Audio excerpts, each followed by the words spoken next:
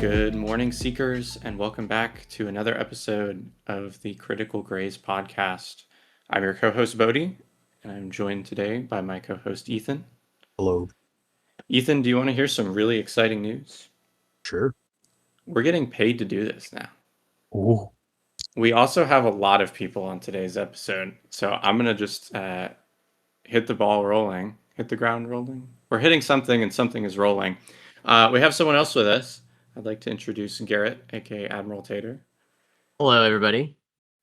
So you've been playing Malediction for a little while now, but you started out making acrylic product for this little known game called Star Wars Armada. Is that correct?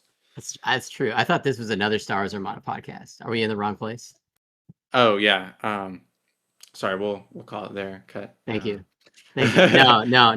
No. Bodhi and I were joking about that earlier. How we both came from Armada, so we're like, but we weren't sure the audience would get the Armada jokes. But anyways, you also said it's good morning. I'm gonna say also good afternoon.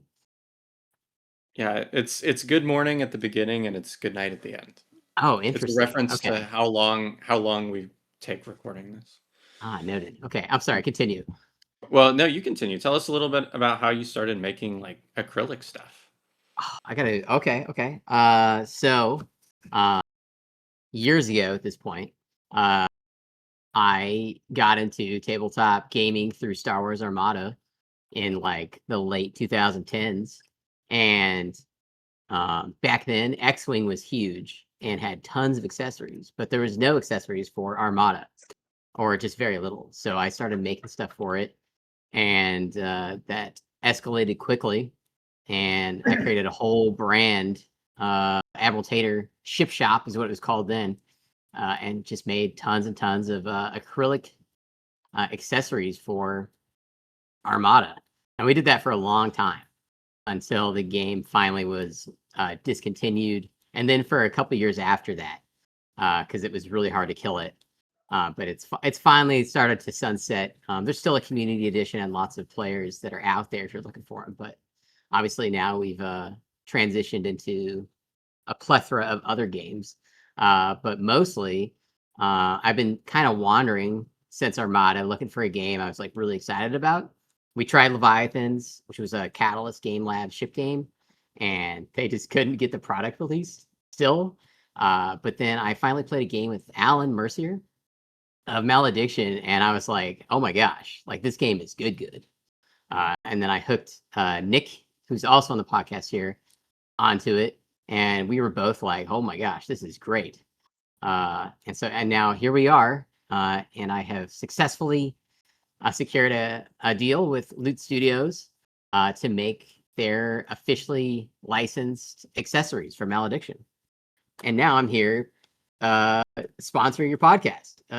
This is our first one to tell everyone about our sweet new acrylics for Malediction. I'm definitely honored that we could get you on board. When you reached out to me, I was like completely baffled because, like all competitive Star Wars Armada players, I've spent hundreds of dollars on your like stuff. So I can definitely attest to the quality there. And I'm excited to see what you've launched for Malediction. And the thing that I'm most excited about, I'll let you kind of run through all of your things, but can you start with this leatherette, like the bendy rulers? Sure. When you were first telling me about this, you were like, I'm going to find a way to make the bendy rulers. And I was like, there's no way you do that with acrylic. And then you sent me the pictures of them, and I was completely floored. Yeah. So that was a pretty long process. I would get excited every couple days that I think I found a material that'll work. And then it would like end up failing. I think obviously we started with like a 3D printed chain ruler, which was, it like worked, but it's like, it's just not, it's not up to my standards of like what I want to come out of my shop.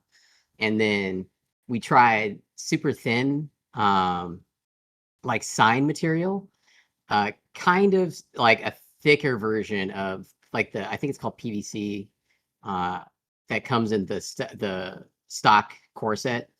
And then we could use that for a little bit, but eventually it would snap. And then finally, I was like, let's try this. Let's try this other material, and it was really hard to source in a way that was thick enough to be straight when you're holding it, but also bend. And that's an ongoing problem as we source it. But yeah, so now we have like correct measurement 12-inch rulers that are also 1 inch wide, um, which is extremely useful in this game. And then we got 12-inch and 6-inch ones, and that, yeah, there we go. That's it. That's the flex ruler, we're calling it, the flex ruler for malediction. And so now that's like the most important thing, because I'm sure everyone has noticed at this point, if you accidentally like drop or put your regular ruler from the core set in the box wrong and you like close it on it, it's immediately ruined. So this is a good way to get a ruler that won't completely collapse or break immediately. And then you also have some like trackers for hit Yeah. points and those kinds So of everything, things. so everything else. So flex rulers, I think, are the most important thing for gameplay. But then, of course, obviously, we had to make upgrades of everything else, and we started with like a baseline of products, and we're calling this Wave Zero, which is kind of a callback to Armada releases. But so the next one will be Wave One, like the next expansion. But we started with Echo Mastery Trackers, and so we did one for each of the factions, and then a generic one for like malediction itself. And so I have some really cool pearl acrylics that I use to create these, and we named them really fun names like Leastrum Blue and Agnar Knight and stuff like that, or like Order of the Shadowthrone Marble, stuff like that. And so those are really nice. And then we made damage trackers that match the Echo Master trackers for them. And those are bigger, like I have them going from like 0 to 49, basically, some future proofing. And then, of course, we made a damage token pack. So the cardboard ones that come in the cards and the core set, right? You have the 1s and the 5s. They're two different sizes. So we just went ahead and made one token, double-sided, 1 on one side, 5 on the other side, and they're all the same size. And then the initiative token for the first one, it's just black gold, and ivory. And then the round tracker, we did it in also black, gold, and ivory to start. And then the last thing is acrylic rulers. So it's just straight ones. And they come in a pack or individually 10 inches, because obviously measuring relics is 10 inches. And then it's also 10 inches is a pretty good straight ruler that's you can actually like carry with you, if that makes sense. Like it's not too laborious to store, and it makes measuring range pretty easily. Especially if you don't have a laser pointer with you, this can help check line of sight and line of effect stuff. And then there's a 3-inch ruler as well, which gets used constantly because it's easy to put in for the 1-inch nearby or engagement, and then it's 3 inches obviously for when you're setting up terrain. So that's the initial wave. My favorite thing, my refreshed exhausted tokens. So these are a play on my old ready and exhaust tokens from Armada and Legion, but these ones are called refreshed and exhausted. Nick can have a funny story about that, but because we call them the wrong thing initially. But instead of turning your cards while you're playing, these tokens go with your card, and when you activate your unit, it flips over, it's red, and you can still read your card because you haven't turned it. And that's one thing that always bothers me when I turn the card is I still have to read the cards because I don't have it memorized. So these are just a really colorful way to track what units are exhausted and what's refreshed. And so I think I covered all of Wave 0 is what we're going to call it. And then I'm excited about Wave 1 coming, I hopefully in August or early September. So especially like Seeker specific things. I'm really pumped about making some really cool color combinations. Well, sweet. And we haven't really discussed too many of the details, but there should be a discount code, and I'll put that in the description. Yes. So for Critical Grays, we're gonna make it easy. Critical Grays 10. Critical Grays 10 will be your Okay. guys' discount code for 10% off, and that's for Amaltear.com only. So I have an Etsy, but I'm gonna make the Critical Grays 10. It's for Amaltear.com. Okay. Well, And then Etsy's a separate platform. It's but Amaltear.com is just it's a better place to purchase from. it's a pretty clean, like, ergonomic website too. I was Thank one you. of the first shoppers on there when you released some stuff for Armada, and yeah, I have had my own personal complaints with Etsy. Probably not ones that need to be discussed on the internet, but definitely check out the website itself. Um, but yeah, any like final notes or shout outs or anything? Oh, that's probably it for now. I guess I'll shout out uh Lone Star Open. I don't know when this goes live, but Lone Star Open happens next weekend, same as Gen Con, and I accept the first Tater prizes to go to there. And then at the same time, there's going to be some Tater prizes at Gen Con, and I'll be at Gen Con with a bunch of Malediction stuff that you can buy in person. Yeah, if you And want to I've got meet, some really fun freebies to hand out too. oh perfect. If you want to meet, I believe any of our guests tonight, they're all going to be at Gen Con next week. So, Yeah. well, Okay. Well, that's it for me. I'm going to leave okay, you guys to your podcast. Thank you for letting me plug and sponsor. yeah, uh, we're happy to have you. All right. Thanks, guys. I'll talk to y'all later. Have a good one. Okay. Well, let's have a nice, smooth, easy transition into the main topic of today's episode. We're going to be discussing Ingor today.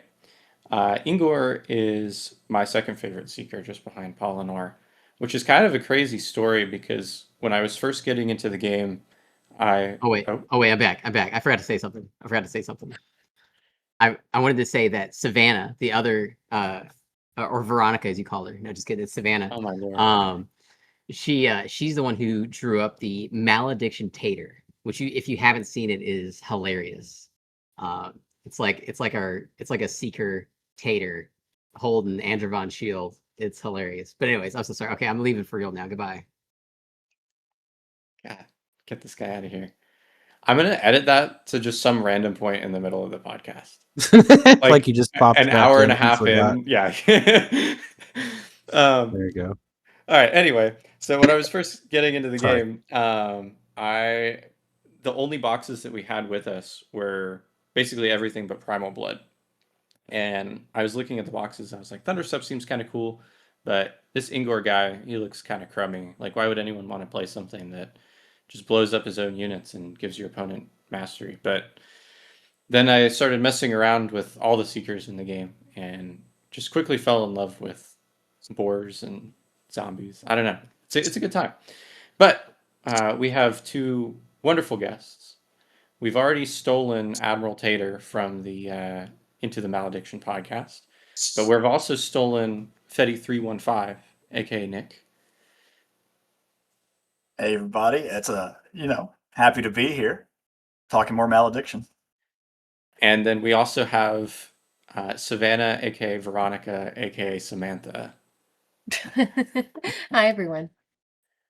And these are our two homegrown Ingor experts. How did you guys do in the team tournament? Well, It was Okay. we didn't do too great. Our first round was into a double thunder steps team. Oh, that's terrible. Yep. And so there was that, and then we actually got a bye after Yeah. that. So, we did okay in the tournament, but it was mostly just an experiment to really get this Ingor Morta swarm, just like relentless unit ball. mhm. And we've had some good luck, good experiences with it since that tournament. Yeah. Well, the two Thundersteps were probably one of them was Zog, right? Yes. Oh, Yeah. yeah. Yeah. All bad things in this game. Go back to Zog and quote me on that. I think that that's just a fact. Yeah. I think that it's not even just this game. Every game that he touches, terrible, terrible things. But let's get to know you guys a little bit better. Nick, we can start with you. How did you get into the game, and what kinds of decks do you enjoy playing? Tell us a little bit about your history. Yeah, certainly. So, so Garrett, kind of like you mentioned, Garrett invited me into the Malediction earlier this year. Now, I met Garrett. I'm also a former Armada player, so I met Garrett during the Armada days, and he's actually local. We kind of frequent the same game shops. So I was looking online, buying Armada accessories, and then when he saw the shipping address, he contacted me and one of my other friends here, and was just like, "You guys like, I'm not even have to pay for shipping. Like, where do you guys want to meet up? And we can just do this in person." So, that was about 5 years ago now. I think 2021, 2022. So we've been gaming together for years now. Now he was really on the Malediction train. I didn't think much of it at first. You see new games coming out all the time. So at first, my first glance was kind of like, "Oh, neat. Okay, I like dark fantasy. The artwork is amazing." But he was very big on like, "Hey, this is like a new game launching. I'm trying to like really get like perfect timing because Armada was kind of phasing out. So he was like, this is a good time for me to jump in." He's like, "Would you mind checking this game out just so I have somebody to bounce ideas off of and get playtesting ideas?" And so I was like, "Sure." TTS has the free install. I don't know, it's not really like a DLC, I guess, but free DLC on TTS. And we played one game. I was like, "This is incredible. Oh, this game is awesome." I grew up on Magic the Gathering and Dungeons and Dragons. So mechanically, a lot of the themes and the way this game works was already very familiar to me. And so once I started looking at cards, I was just like, "Oh yeah, I'm going to get lost in this pretty easily." Yeah, well, I get Well, that feeling. It really took me in there as soon as I started playing. yeah, all roads come from Magic the Gathering, I feel like. Everyone's dabbled in it, at least. And then I assume that you found this game, took you that one or two plays, and then you immediately went to your significant other and are like, "You got to try this." Actually, not really. So we live with two other guys, and so there's constantly Warhammer games happening somewhere in the house. So I'm really surrounded by a lot of different games, and I personally have never played Magic or a lot of the stuff. I'm just in the culture now by living here, and I know enough to be dangerous about a lot of different games. Like I know enough to kind of if know the Warhammer factions, I guess, that the typical players around here, I can kind of look at a board and judge. And that's about as far as I know how to play. But with this, Garrett approached me to do the art for his website. And so I also love the card art. And I had already, looked at what Nick got in and started like pulling together ideas of what I wanted to do for the potatoes. So I don't know. I just started reading the cards and I saw kind of in the water, everyone was really excited. And one thing that I appreciated early on hearing is the games don't take that long, like an hour and a half. And so I was like, okay, I can get behind that. Some of these games that take 8 hours, Twilight Imperium, stuff like that, I don't play that. But this is about my speed. So I don't know. I love the card art and then got into it because everyone else has been, so excited to do this. And yeah, now to see like my art on a website and we're going to be seeing all of everyone at Gen Con at the booth. So it'll be really, really cool. This is my first foray into getting into something like this. Hey, that's pretty great. I can definitely respect like just kind of jumping in, and the first game is a difficult one, but like it sounds like you, I don't know, hit the ground running, I suppose. Mm-hmm. How did you like pick up Ingor from the beginning, or did you play a few other Seekers first and then kind of decide that you like the Swarm stuff? Um, I almost immediately went to him again, loved the character design of this, and I had Nick essentially give me a rundown on like play styles. Like I know I would not enjoy doing thunder steps and things like that, like just the heavy kind of play. And with Ingor, you know, it's about strategy and knowing when to let things go and kind of sitting back. And so that was just more my speed, and I guess I've just yeah, that was the one I liked, wanted to try it first, and then just kind of went from there. And like we said, we've had so many friends come over to our house and just look at everything. We have a huge connected group here where we live. Thanks to Nick, I really think he's just the glue that holds everyone together in a large part these games. So we had a lot of opportunity to see all these seekers and everyone being played by all of our friends. And so yeah, I just kind of naturally was able to kind of get a read of how everyone moves and does things. And yeah, I liked his the best. So I'm glad I kind of had a natural inclination, I guess. Yeah. All right. Well, before we get too much further into the inner workings of Ingor, why don't you, Ethan, give us a little rundown on his lore? Alrighty. So Ingor, the Spiritbound, is from a clan called Ingor. Ingor is actually a family name. And they are effectively the first among equals when it comes to the diverse collection of shamans and sort of warrior chieftains who rule the diverse and dispersed groups of the primal blood. And for generations, Ingor was basically the dynasty that kind of held a big chunk of the primal blood together.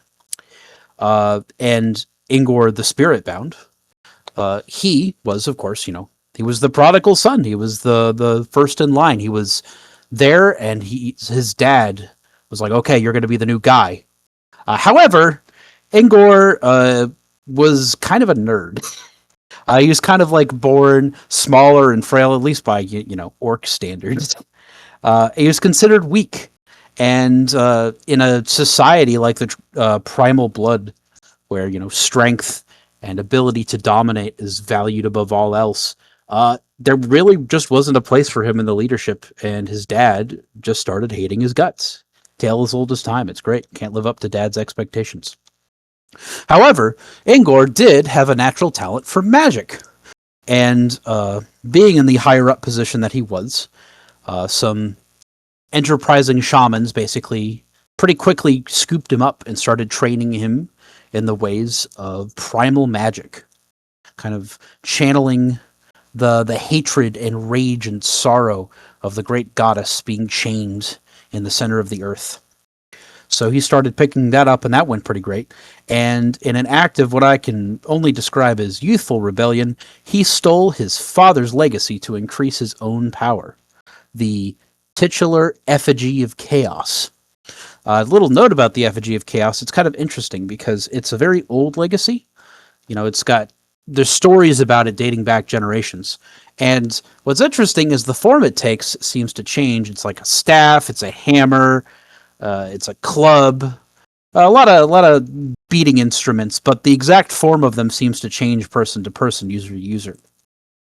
In reality, the Effigy of Chaos is literally just a hunk of metal, and it has been turned into whatever its current owner needs it to be over the generations. And unlike most legacies we see, like the Runefold Gauntlets for Pollinor, or the big Crying Shield for Sigrith, where they have kind of a mind of their own, and the Seeker kind of has to navigate the push and pull between their own desires and their legacies. This legacy is actually, it kind of just does whatever its owner wants. It just sort of amplifies not only their powers, but also their mental state and their personality. It just makes them a more extreme and visceral version of the person they were, which kind of works for Primal Blood.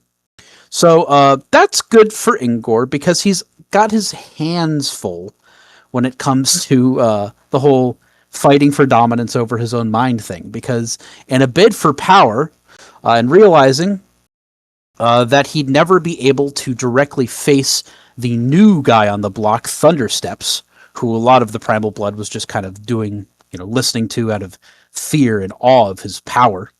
Ingor went into the malediction in search of more power and may have basically let several, we don't know, could be dozens, could be hundreds, powerful ancient Legion of the Fallen Spirits inhabit his body in a bid for, the power he needed to face Thundersteps.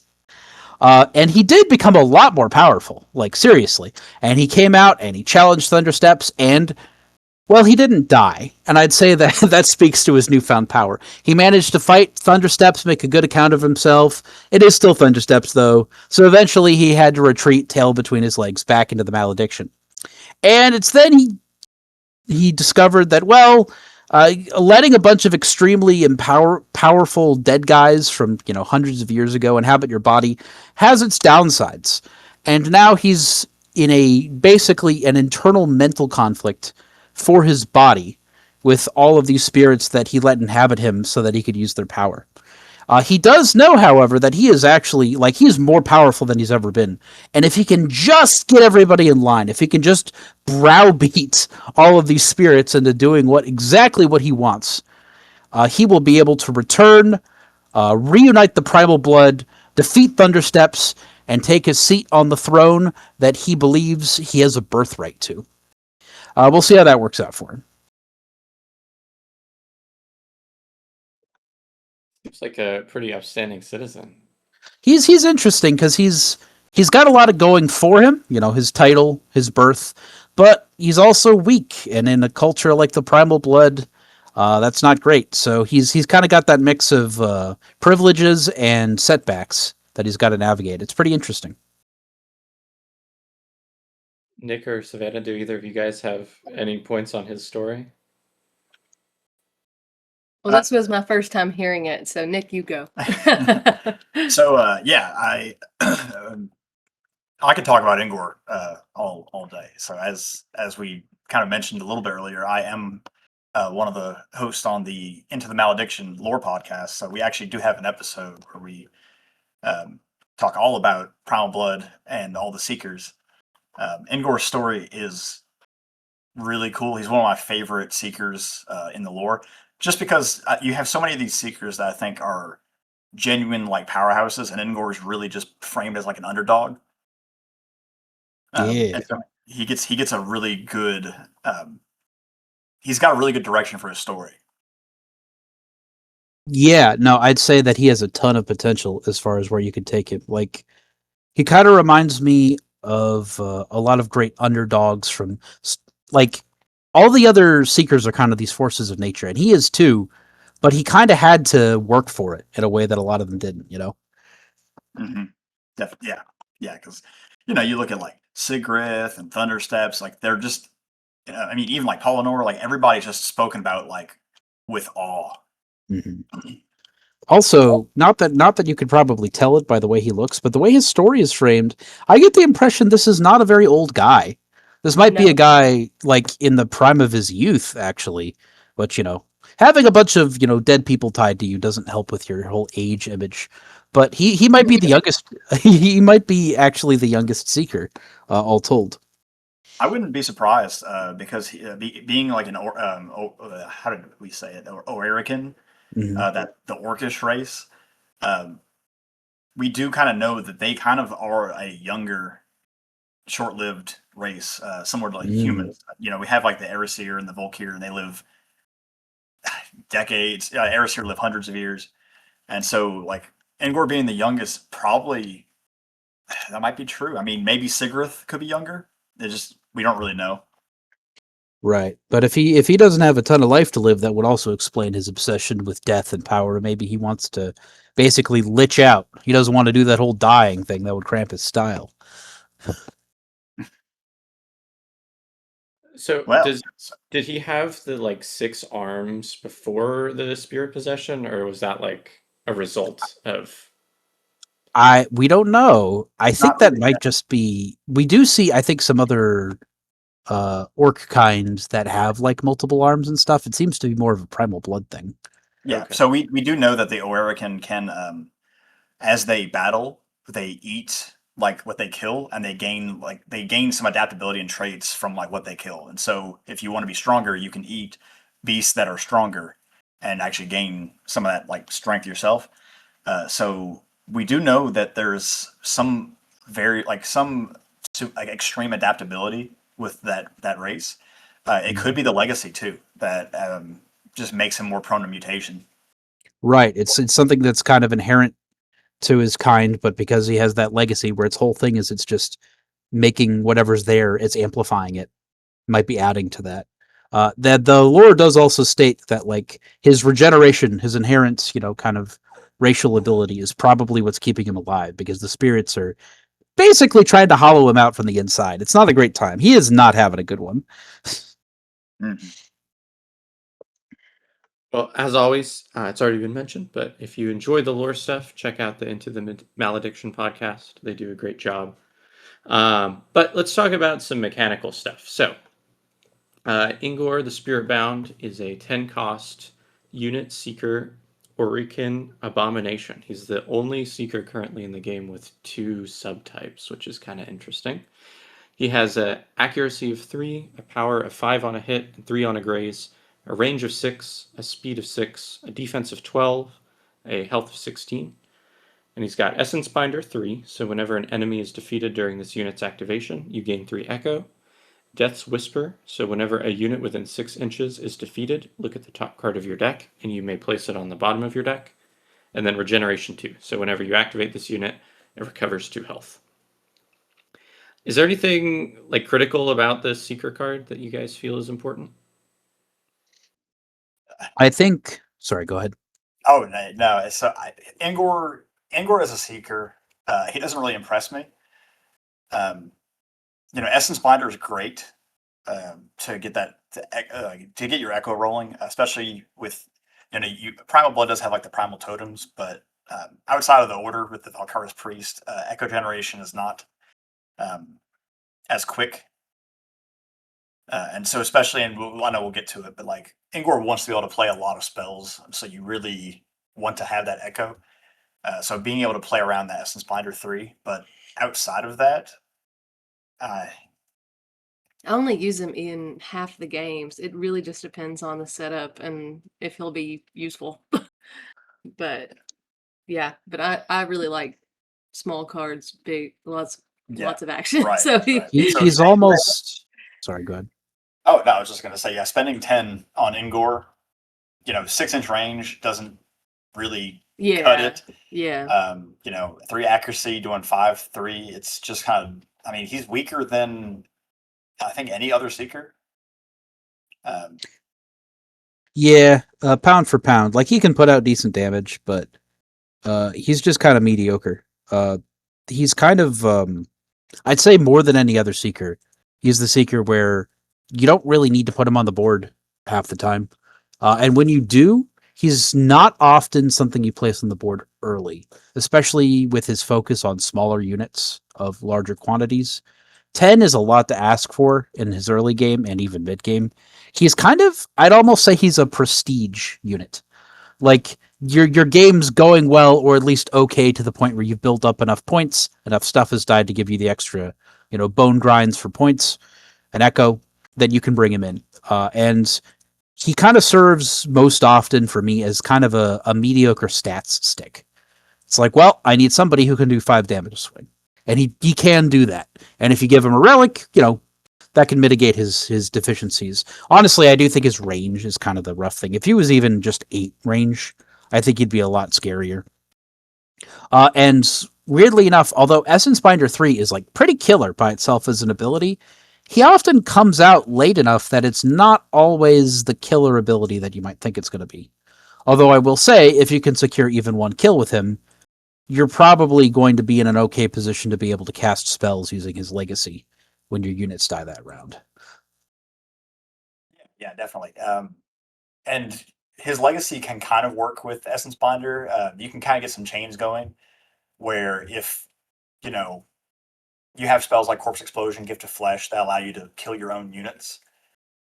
You can activate Ingor, Corpse Explosion, a boar, which blows up, does massive damage, and then lets you trigger the legacy. If you happen to kill something in that explosion, then you get your 3 echo, and then you flip a card. Maybe that 3 echo now allows you to play that second spell.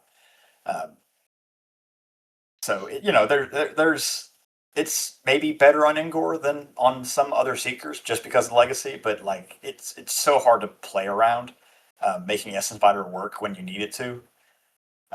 You're not getting your 10 echo back, basically. Mm-hmm. Yeah. Him having the ability to kind of tutor cards a little bit when things die, not just when your own things die either, is nice. And it does mean that his legacy works just a little bit better when he's around. All this being said, we're not like ragging on Ingor as like a seeker to play.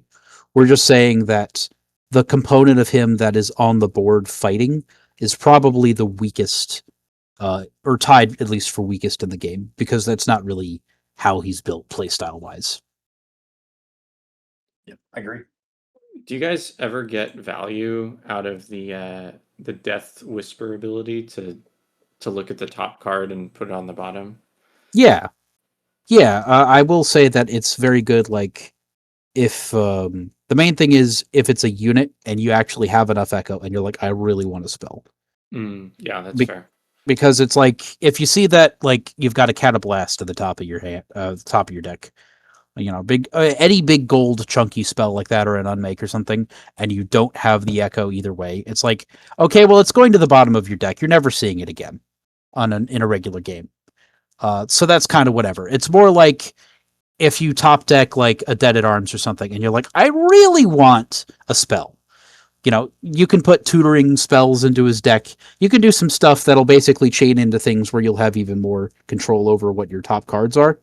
So I think ideally what you do with him is you flip that card, you see that it's a unit, and you put it at the bottom of your deck. If it's a spell, it's you're going to be able to cast it or you won't. Well, speaking about some of the legacy mechanics, the Effigy of Chaos gives you a starting echo of 20, and it has two abilities. The first is Chaotic Impulse. Whenever a defeated unit enters your discard pile, reveal the top card of your deck. If it is a spell, you may play it, otherwise discard it. And then Cursed Resolve. So whenever you discard a card, you gain 2 echo. And obviously this will interact with the Chaotic Impulse, so if it's a unit, then you get 2 echo, and if it's a spell, then you cast that spell. Any notes here on the effigy?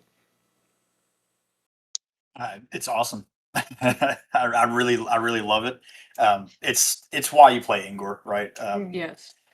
If you want to play this kind of spooky shaman who sends these boars out to die, like it's the legacy that really holds it together, that makes it fun to play.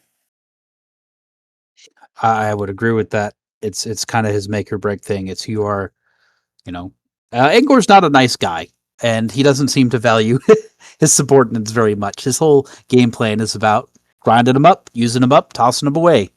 And this legacy really plays in with that. Mm-hmm. Yeah, I mean, I really like having it, and I think it's good. But like we were saying earlier, Dust Whisper, the way I play him, I never get him within 6 inches of anything because I usually hold him back on terrain where he's, shrouded, not being able to shoot into where he's at. So, I mean, I do like the legacy, but yeah, his abilities itself is not my favorite. Yeah. But, I mean, he's here for the colors, and then being able to kind of refund your echo investment on your, your smaller creatures at a very minimum. And then, like, best case scenario, you're flipping an unmake off the top and just completely obliterating something. Yeah. Moving into terrain. So right now there's 4 pieces of terrain. According to the Malediction Stats app, there's no games recorded with the Noxious Flesh Gardens, which doesn't really surprise me because there's not a whole lot of ways for Ingor to use that. He has a 0% win rate with Asterian Pathways, a 40% win rate with Starcast Halls, and an 80% win rate with Deathshroud Mire. And this kind of surprises me. I started out playing Asterian Pathways mainly just as a way to help get the zombies up the board a little bit faster. But I switched over to Starcast Halls. You don't get the value of the cost reduction whenever your unit dies, because unfortunately when you die you're no longer standing on terrain. But a lot of the time you're going to end up drawing those cards anyway, and I don't play any swift spells, so even if you're just saving like 1 or 2 echo over the course of the game, it's kind of worth it for me. But what terrain do you guys usually bring, and how do you use that? So we've both been playing a lot of Deathshroud Mire. It's awesome. It at first when we first started playing, like I saw some value in it. For Ingor, I was like, well, I'm not bringing ambush units really, so I'm not really feeling the mire. But Savannah she actually started playing it first. She started playing with the Deathshroud Mire, and then I saw her just like staging like Ingor and boars just like in this terrain that you can't shoot them and you can't charge them. And so she just does this like pile up, strategy of just getting into the terrain, using like spirit shamans and primal totems to like kind of buff everything, and then launching like an assault out of the terrain, and it's been really effective. Well, because the biggest thing is like with Thundersteps, that game especially, it was double. It was just immediately pile drive if Ingor's out in the open. So it's just keep everything back where nothing can shoot into you. Keep them alive for a few turns to build them up, and then just after that, it's like okay, well, I hope you die actually, so I can get the echo, whatever. Yeah, because the worst thing that happened is to see somebody draw a bead from 12 inches away and like just pop a boar before you have a chance to move it. Yeah, I like the terrain. I'm thinking the one that's the huge piece, the tree. That's where I'd like to be. That's the preferred one, obviously, because you have a lot more space to go on either side, if depending on how it's placed. That tree's protective, obviously. But I don't know. There's definitely been a game where I had an unlucky pick of what side of the board I was on, and if you only have Ingor on the smallest one, that strategy doesn't work as well. I just got to say, I think you guys are way cooler than me. Like it's cool and thematic. I'm basic. I just play the yellow terrain because it gets his pigs up faster. They're already speed 8. How much more do you need? I The need faster 2 the inches better. more. Yeah, That's a 6-inch bonus to, or sorry, a plus 4 inches to his charge. That's like, it's insane. It's- It's I think my problem is I don't ever charge because I forget that is an ability that is a thing, and so half the time when it happens to me, I'm like, "What are you doing?" And then I forget I can also do that, and so I don't even think in that way. Like that's not how I play. I need to get better so that I don't miss an opportunity. But I do. Yeah, I just don't think about it in that way. Yeah, I was gonna say Savannah. Usually, I see her put a boar like behind terrain, and then it runs 16 inches in a circle all the way around terrain, and just throws itself into a huddle, and then blows up. I Yeah. do, you mentioned using the Deathshroud Mire as a staging area. I really like that with the boars because probably the biggest problem that this deck has run into is, you play your boar and it's got to be near your own stuff. That's just kind of how deployment works in this game. And then your opponent has these pesky ranged units, or God forbid, like a spell. They only have 6 health, and it's pretty annoying when you have to deal with the splash damage on your own units. I played a game yesterday, and my opponent was a Laundriel, sniped down my boar, and like there was nothing I could do to stop it. I took out the boar and another one of my activations with just 2 shots. Yeah. So, like, I mean, that's going to happen sometimes, but if you are using Deathshroud Mire, that's a really good way to protect it and guarantee that. I mean, I can't think of any way aside from unmake, which seems like a really bad trade for your opponent. Waste it on the board. Yeah, exactly. There's no other way to like, pop them before they get in there. When you guys are like placing terrain and kind of placing husks, are there any strategies that you use? I don't know if I would say anything specific for Ingor. No, I mean, definitely. Like I said, I like the big one because you have just the surface area, but I do consider, like, because Ingor doesn't have a very big range, and I almost never put him into first in line combat. I do at least watch how other terrain is being placed to see like how I can get some of the places where if I want to keep Ingor safe and in the mire where again he can't get shot at or charged into, how can I get it yeah, get him close enough where it's beneficial, depending on what the other terrain is. Like, I really like that game we were playing with the Asterians, the blue ones. I just know it's blue. Stuff like Castle, yeah. Yeah, I think that was a very interesting one that, you know, the huddle got on their huge piece, and I was able to kind of just be right nearby.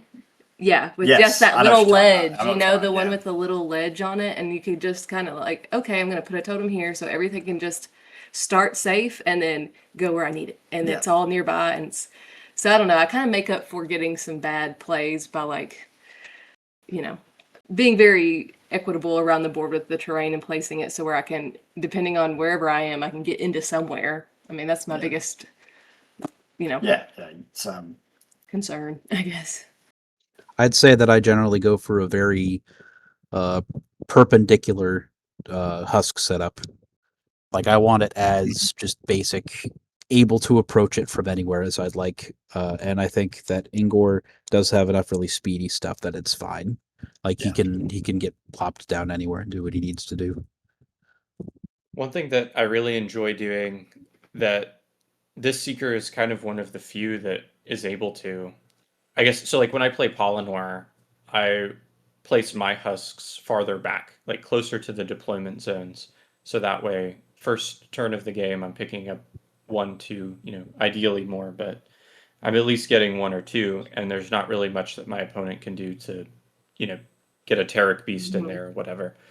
But with Ingor, I'm putting my husks as far up the board as possible because half the units and all of the ones that I would be deploying on the first turn are super zoomy, and all of them die really easy anyway. So it's not like I'm trying to have this relic holder and protect it.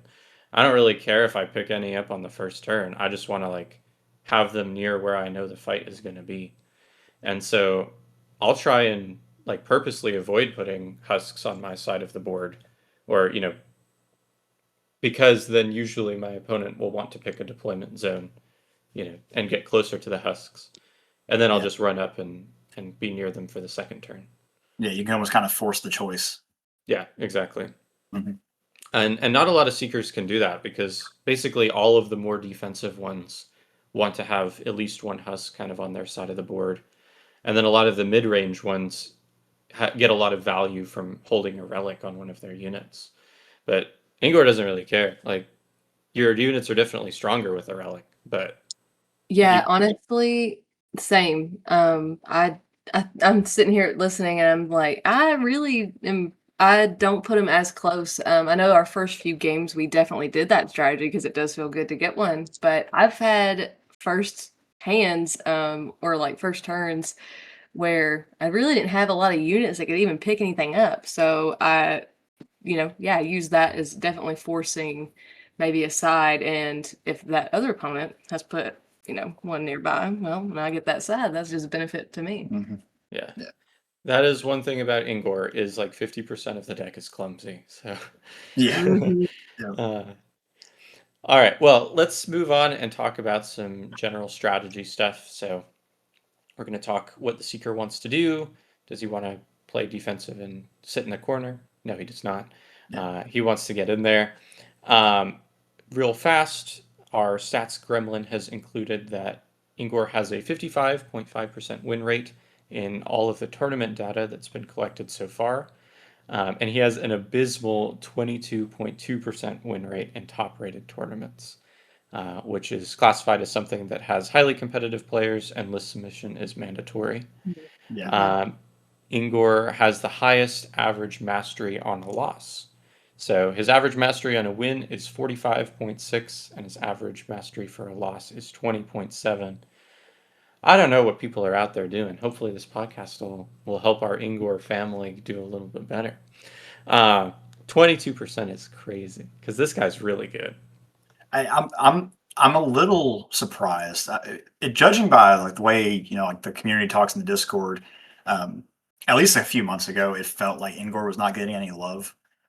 I feel like you see like Griza and Morta and Thundersteps and Sigarith and Laundriel and like everybody else is talking about all these seekers, and it's like you don't really see Ingor's name come up as often.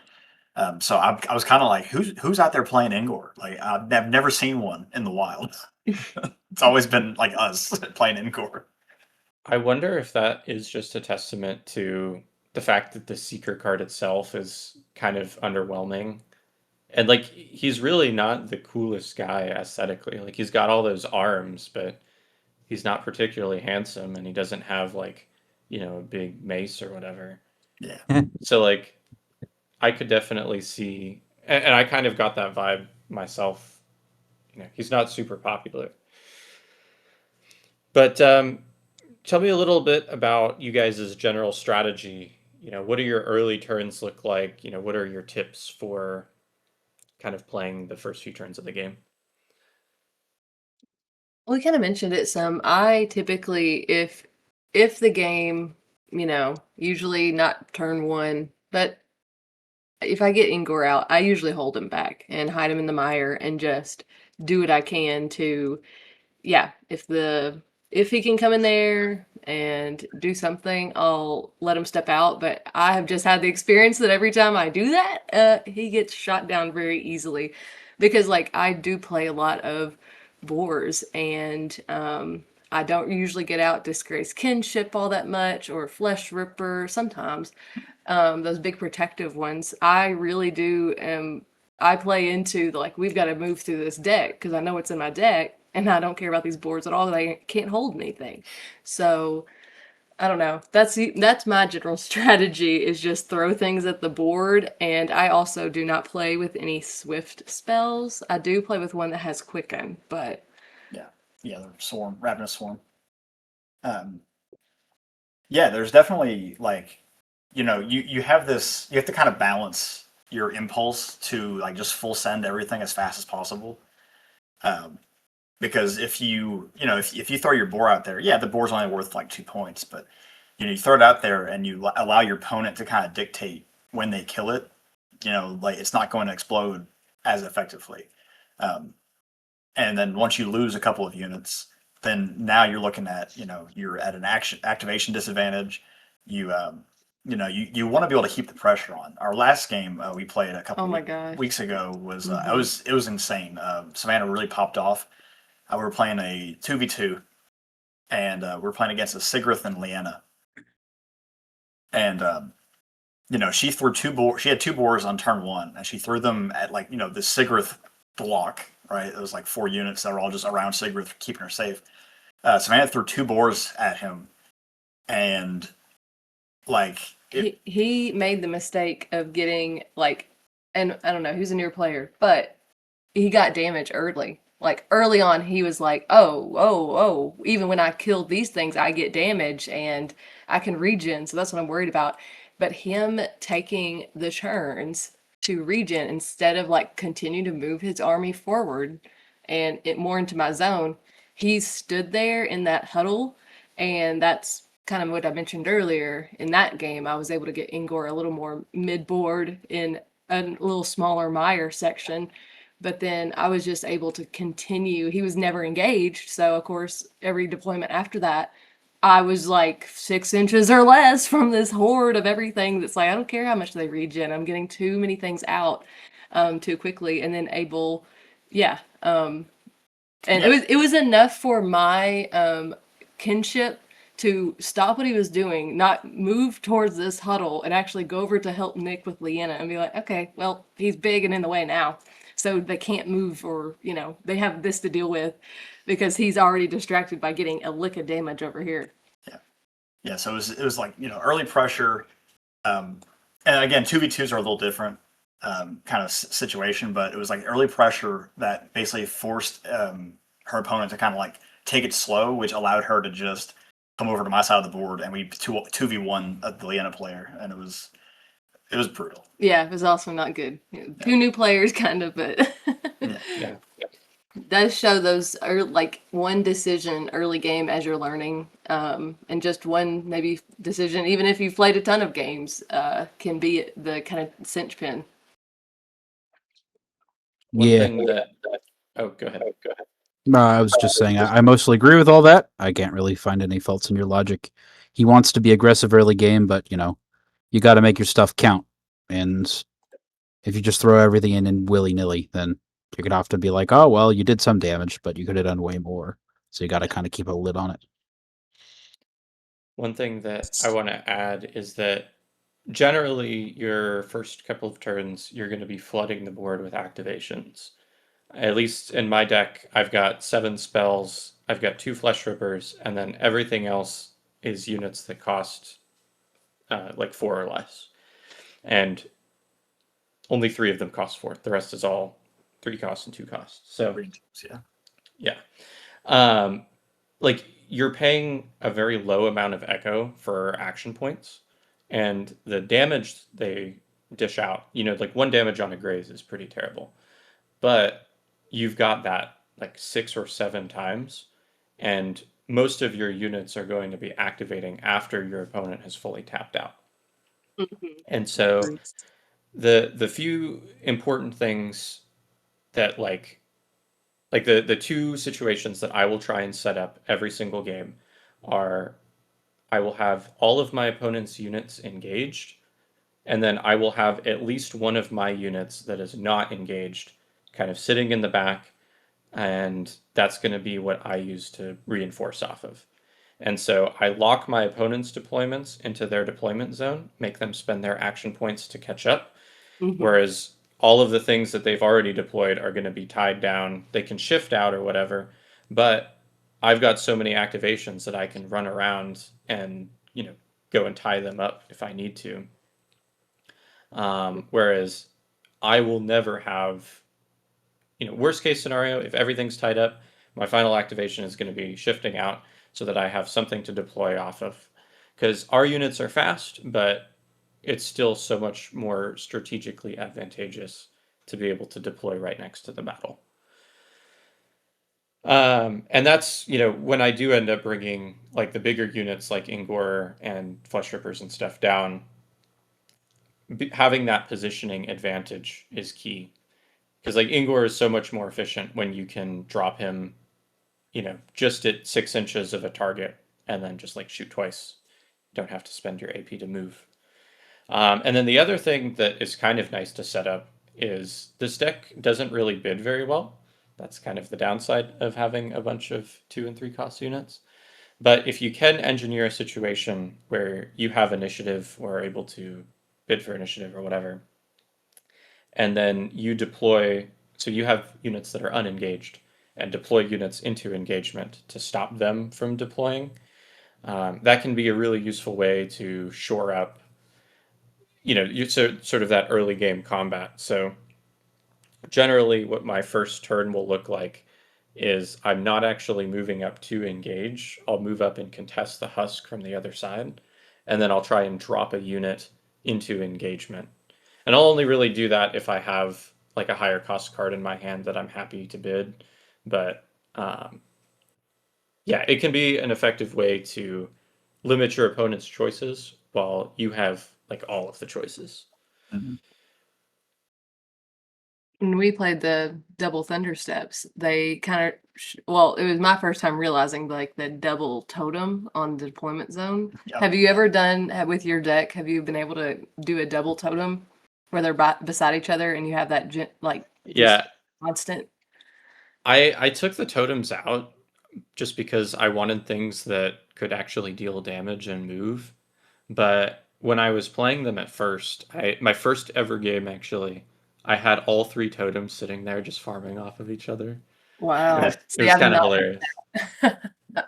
Now that I know, how that interaction would work, I have yet to have it work out for me. I do still play with them, but I genuinely, I don't know. I haven't made it work. Don't see them sometimes, even the full game. So what do you do? I mean, I think that they're totally valid to play. I kind of took them out just because I end up generating a lot of echo anyway. But I think that Ingor is blessed with choices because he's pretty much happy to play like every single basic unit in his colors. There's really not a whole lot of wrong that you can do by just like including things that have 2 action points. Yeah. Yeah. Is there Yeah, anything else? Oh, go ahead. Well, I was going to say, we've messed around. Savannah's deck is, I mean, it's not, it's not perfect. We're still working on it, still tuning it. But I know, like, we have things like Soul Whisperers as kind of almost like an Ingor light option. But like those are typically there for almost like bid. Yeah, I really do not use them, or at Yeah. least maybe I haven't figured out how I could be more effective Yeah. with them. But almost always, if I see them, I'm like, well, that's great for bidding. I don't really care about this. Yeah, it's you want to get your echo up early because once it's not uncommon to lose 2 or 3 units in like one round, and so every time your legacy triggers, you want to make sure you have that echo there, because you never want to see like your unique channel spell top deck and be like, oh, if only I had 2 more echo. Mm-hmm. Yeah, that is very true. All right. Any final points on general strategy, or are you guys ready to talk about some cards? I would say that as cool as it is to swarm an opponent with all of your end of activation stuff, it is often good practice to leave one unit kind of in the back line, just a few inches back, so that you reliably have something to drop more units off of the next round. I think that Deadeye Archers are good for that. They're not going to be. They're still in your kind of horde of cheap units, but they're not going to want to be engaged. So just have something back, so that next round you can drop your 2 units that you're going to be able to put down without having to worry about your opponent deploying something and keeping you from putting things up the board. Yeah, the Yeah. Deadeye Archers, Totem, Spirit Shamans, Ingor himself, like those are all of the units that I'm keeping in the back. They're simultaneously providing a little bit of range support, whether that be like attacking or battle cry, and then Mm-hmm. whatever ability that they're using, and then they're also there to just deploy off of. Yeah, it's great to see. I've seen Savannah do it a couple of times, using Battle Cry to move a disgraced kinship into melee, and then this kinship can activate it in onslaught immediately. Oh, that's Yep. crazy. Yeah. This And is I the think only you can only do it with Ingor. Yeah. Yep, only thing that can reliably do that. That's awesome. I didn't even think about that. All right, well, so let's talk about some cards. We've kind of started discussing a couple of them, but as always, we have a little thing here where our guests will pick one of each of a basic, elite, and unique card, and then your hosts will also pick a basic, elite, and unique. These last few episodes, Ethan's been in charge, but this time I took the reins, and it's going to be a little bit spicy, I think. But Yeah, we're going to start off with... What was that? Yeah, I give you the reins for one episode, and you choose 3 subpar choices. Listen. Everyone knows the good options. Mhm. I want to talk about the spicy stuff. But our first card we're going to talk about is the Curse House Boar. You've probably already heard a little bit about this guy, but he's a 2-cost unit Beast Abomination. He has an accuracy of 1, a power of 3 on a hit, 1 on a graze, a range of 0, a speed of 8, a defense of 11, a health of 6, and he's got Death Throws 3, so when this unit is defeated, units within 3 inches suffer 3 damage. Dire 1, whenever an enemy engaged with this unit activates, that enemy suffers 1 damage. And Clumsy, this unit cannot equip attachments. So why do you guys like the boar so much? Well, one, they're cute. They're cheap. My initial strategy when I was reading all the cards and was like, I'll try to play this game. I don't know. I was like, oh, this guy's an archer and he's not got much range. But let's say we pick up, what are these called? These here relics? The relics. Yeah.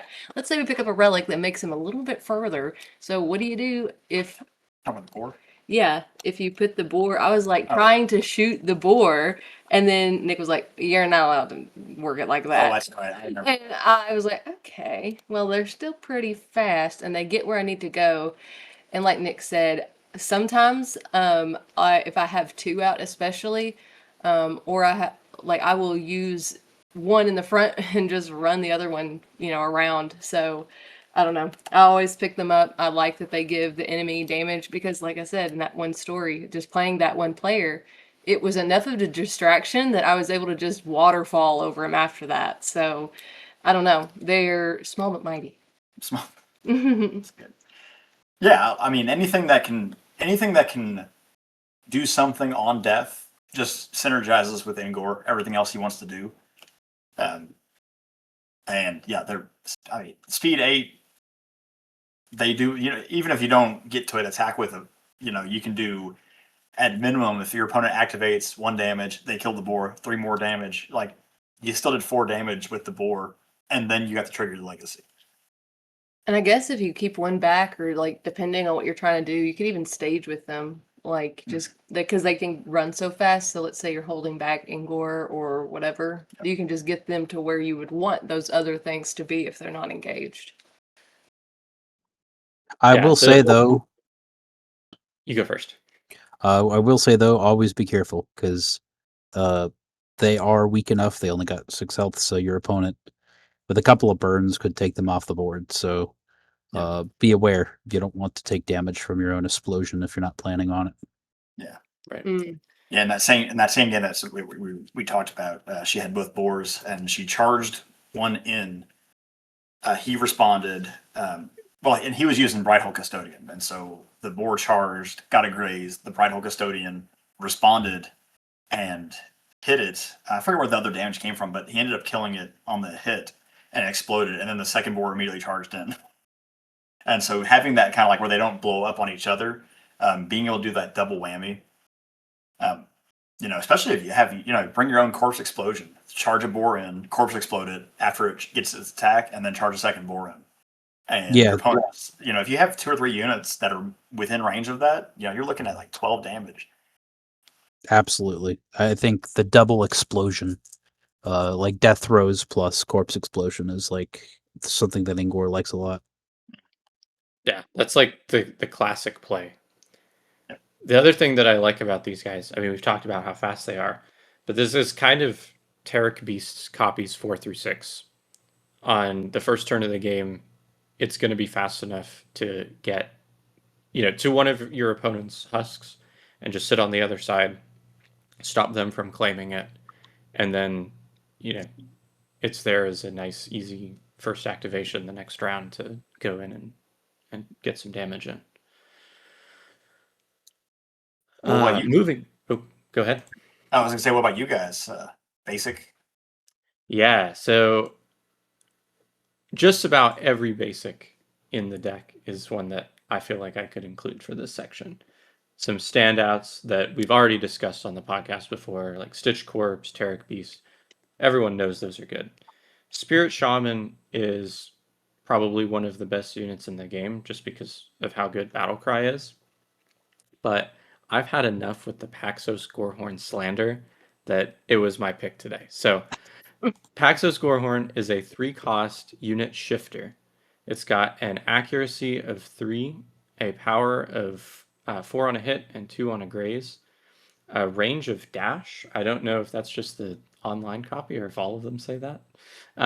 A speed of 8, defense of 9, a health of 12, and then it's got Frenzied. So this unit must be activated before allies you own without Frenzied. During its activation, if this unit is not engaged, it must make a charge against an enemy if able. So obviously Frenzied is a downside. And in early games where I was messing around with this unit, it was pretty critical in losing me the game. Forcing me to not be able to activate a more powerful unit early. And then I get stuck with this guy, and he's got a charge across the field, and I made the mistake of putting a relic on him, and so now he's getting sent all the way across the board, and my opponent is taking that mastery away from me. It was just a mess. And I think that that's going to be a lot of people's first impression with this dude. However, the stats for 3 cost ratio are kind of insane. Nothing else that you have that's 3 costs is going to be dealing 4 damage on a hit and 2 damage on a graze without swarm. And so you can basically just use him as, one of your, decent attackers. He's got a big base, which can be awkward, but the stats for cost are very good. And Frenzied is really not that hard to get around. And the activating first thing is kind of awkward sometimes. But usually you've got so many activations anyway that it doesn't really matter too much. And even if this is the first guy and he's just like making a charge or attacking twice or whatever it's going to be, that's still something that you're happy about. And if you look at the game as a whole, like the round as a whole, you're still getting the activation of all of your units. And if you're not, like in the situation where you would have loved to activate somebody else first, but your opponent was able to activate before you and kill that unit, you still forced their hand in a way. So like, yes, it sucks you didn't get the AP out of that one unit, but the cost for the stats is just that good.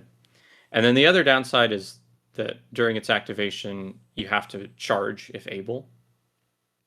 And this is so easy to get around because either one, you're engaged, and so you can ignore the effect and just attack twice, or two, whenever you're deploying, you just put a unit in front of him to block any line of sight to any enemy. And then he's not able to make a charge. And so you can do whatever you want with him. So yeah, he's really good. And he's pretty fun too. I have some notes. Yeah, me too. All right, roast me. You can go first, Ethan. So I would say that all of the points you made, except for his negatives not being important, are true. Like it would be unfair of me to say he doesn't have his positive qualities as a unit. However, I think for Ingor, a lot of Ingor's game plan involves just kind of throwing trash at the enemy. Like he's kind of the garbage man. He will throw a bunch of cost 2 and 3 units in your face, and because of that, you might be thinking, well, it doesn't really matter what goes first because like it's all, spread around bad units, quote unquote, like chaff. Who cares if something dies or what goes in what order? I disagree. I think the order that Ingor's units activated is really important. Probably more important than almost any other seeker. 100%. Because your stuff can die so easily, and because you need to be really like aware of board control, having things that are back enough that you can stage them better. You're often going to have two kind of theaters, two big fights going on at once in most games, in my experience, just because of how the husks shake out. So you're gonna need to have this level of control over the flow of what's going where that I think is something that the Gorehorn just gets in the way of completely. I do think they're really cool for like raw damage.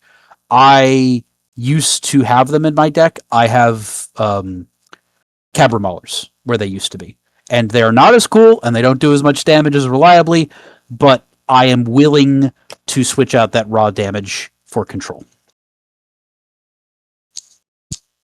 And I want to second on some of that. My issue with the Gorehorn is that it gives your opponent a lot of control over your tempo, because, like, yes, you can deploy a unit in a way that you're blocking line of sight, so your Gorehorn can't charge, but you still have to activate the Gorehorn first, which means your Gorehorn now can't charge, and now he's got a unit blocking his movement, so he's got to go around his unit. Depending on the terrain, that could be, just incredibly inefficient. He's got to go the long way around terrain piece.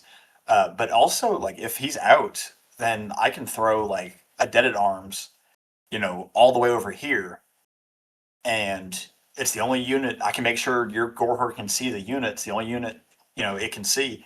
I know you have to charge my Dead at Arms, And so now your Gorehorn's going over here, whereas I might be pushing a fight on the other side of the board. And maybe Dead at Arms isn't the best example, but maybe it's a Stitch Course, maybe it's maybe it's a Boar. It's a cheap unit that I don't mind to spend, distracting your Gorehorn from really being effective. I don't like the Gorehorns because you give up too much with activation tempo. I definitely I agree for the most part. Like it's not something that I'm happy about when it's like, oh man, like I wish that I could activate this unit first and save it or whatever. But like, I guess for one, if you did want to charge, then you don't block the line of sight. The main thing that you would do that for is if you're second player, or like if you don't have the initiative token, and you can assume that your opponent is going to want to activate first, then you can protect yourself. But the Gorehorn is going to take most units of the same cost or like around it in a one-on-one fight if you wanted to go and distract it. And there's some things obviously that, as you're pushing up into the higher echo cost, that it will die to. But it's really there. I mean, like, it makes sense to not play it, but I really like the guy. And then the model is pretty cool.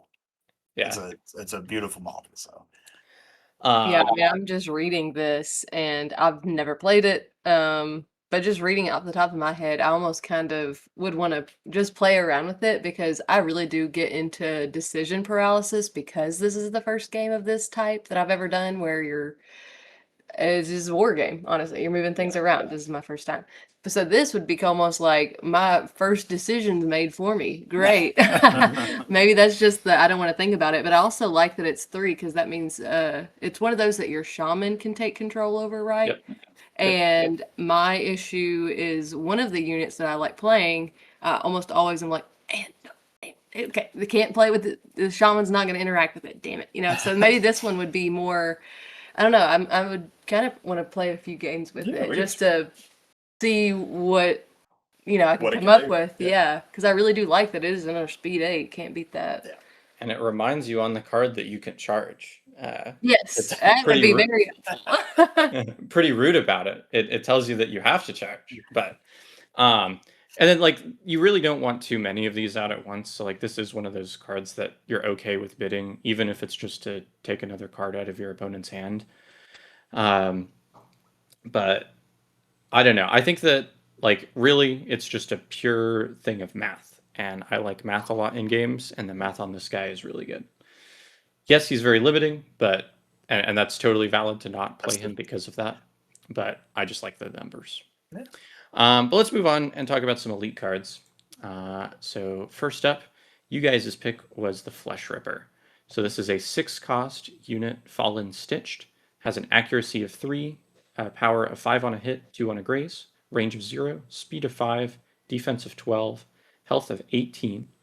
And then it's got energy drain 2, so whenever this unit scores a hit that deals damage, it recovers 2 health. Death throws 4, so whenever this unit is defeated, units within 3 inches suffer 4 damage. And Clumsy, this unit cannot equip attachments. This guy is like really just the big boss monster of the deck, and it's the most satisfying feeling ever to move one of your units up so it's just outside of engagement of, like whatever your opponent's pile is, and then just dropping this in the middle and making them deal with it. It's so much fun. Yeah. But what do you guys think about the Flesh Ripper? Again, I really like when it dies. It gives other people damage because, yeah. I mean, that's what I really focus on when I play. It's just like getting out things that, yeah, you kind of force, like the opponent's hand to like, I mean, you can kill it, but are you healthy enough to withstand the after effect? Maybe not, maybe. And so that kind of, you're banking on their weighted decisions, and it can give you time to get stuff out because, like, again, this is Clumsy, so it's not like it can hold a husk. I don't really care if it lives or dies. Yeah. Go ahead. I was just gonna say, and you know, in a deck where everything dies so quickly, you know, this is it's a big boy, right? 18 health with energy drain, so it can actually heal itself.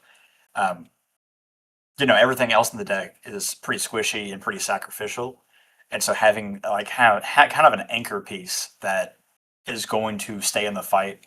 Um, because what you don't want with Ingor is losing like 2 or 3 of your units and then having the pressure put back on you, because you won't be able to win, like you won't be able to win an uphill battle, right, with Mhm. Ingor, because you're relying on a lot of basic units. So having kind of at least a good shock troop that you know it's going to draw a line and take up a combat, um, yeah, it's a solid piece. Yeah, not giving away any secrets, but I have terrible dice luck. So this like energy drain, I almost forget it's written on there because I don't really get a lot of hits, to be honest. Yeah, Well, worst case scenario, you're still doing like yeah. 3 damage on I will Grace. say, I will say that I think they have an interesting kind of I don't know. They have good abilities that I don't end up using directly a lot of the time. And what I mean by that is their presence on the board is often going to mean that somebody who knows what they do and is going to be like, oh, if this thing like double corpse explodes on me and puts 7 damage on all my units, I'm boned. So a lot of times I won't use them for their actual damage they can do, but more like the threat of the damage they can do. I could be like, there's a guy here. Do you have the resources to deal with him at ranged, or are you just going to have to stay away from this area? I'll often kind of almost use them as control pieces more than raw damage dealers. They'll just be like, yep, he's here. What are you going to do about it? And a lot of times it just means they back off because they don't want to deal with his damage. Yeah. Alrighty. Well, moving into my pick for elite card, I have selected the Chaotic Bargain. So this is a 2-cost spell channel, and it says roll a die. On an odd result, discard a card and draw a card. On an even result, draw 2 cards. And so you have 2 modes here. Either one, you're a little bit sad, you replace this card in your hand and you replace the echo that you paid for it. And option 2 is you get to draw 2 cards and you're a little more happy. Because I play the Starcast Halls, I will like never be playing this for 2. I'm always playing it for 1. And ideally, you're only ever playing it when you have no cards in your hand, but sometimes you flip it off the top with Ingor or with the Legacy, and maybe you end up discarding a card. But the real thing that this is in here for is just thinning out your deck. And so it's kind of just common card game knowledge that having more cards in your hand is more options, and more options is good. And so Chaotic Bargain is literally only here to make your deck a bit thinner.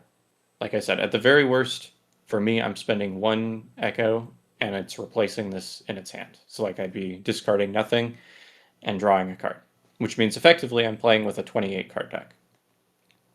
Yeah. And that just gets you closer to the units that you actually want and gets you closer to the cool flashy spells. Chaotic Bargain really doesn't do anything like amazing, but it's really just there to keep the economy of the deck going. I think that it also works because Ingor, almost more than any other seeker, there's going to be a lot of times where he just has no cards in his deck or in his hand, like at all, except for this card maybe, because uh, he can generally he generally does not have a problem getting echo because of things dying. So oftentimes what I'll be doing is I'll get 2 cards every round, and the vast majority of the time they're 2 units, and I put them on the board, and I have no cards in my hand at all. But that can actually be a good thing off of this card because it means if you draw it through your legacy, there's no downsides. The discard comes before the draw. So you discard nothing, you don't care, and then you get a free card. And the same thing goes if you just play it as a normal channel. If it's the only card in your hand to begin with, you don't have to worry about discarding. It's just a mill. That's a mill with a card advantage, in fact. Yeah. I cat. I mean, I would never see a reason to not have Chaotic Bargain in an Ingor Mhm. deck. It's just always going to be value. Yeah, I was thinking, I really liked it early game. Now there are some times where it like just didn't work out and it was like a huge like, well, that almost felt like a waste. But yeah, it was just one of also the first cards I understood because it's so straightforward. And we're used to playing Dominion, and I really understood, with deck building kind of games, then you want to be able to run through it. So I was like, okay, well, I understand this card enough to understand its value. Now, though, when I play it, sometimes I'm just kind of like, Yeah. it doesn't have the value that I always thought it did. Huge shout out to Dominion, by the way. I love that game. Well, Chaotic Bargain may not be the most exciting of cards, but let's talk about one that is the Cataclysmic Blast. So this is a 4-cost spell channel. You choose a single point on the battlefield and deal 5 damage to all units within 3 inches of that point. This is probably my favorite spell in the game. Just because, Boom. Oh, yeah. yeah, choose a single point on the battlefield is not a line of text that you see on very many cards in any game. And I think that that's just such a fun mechanic. Yeah, and it's really easy because you get to choose like the point.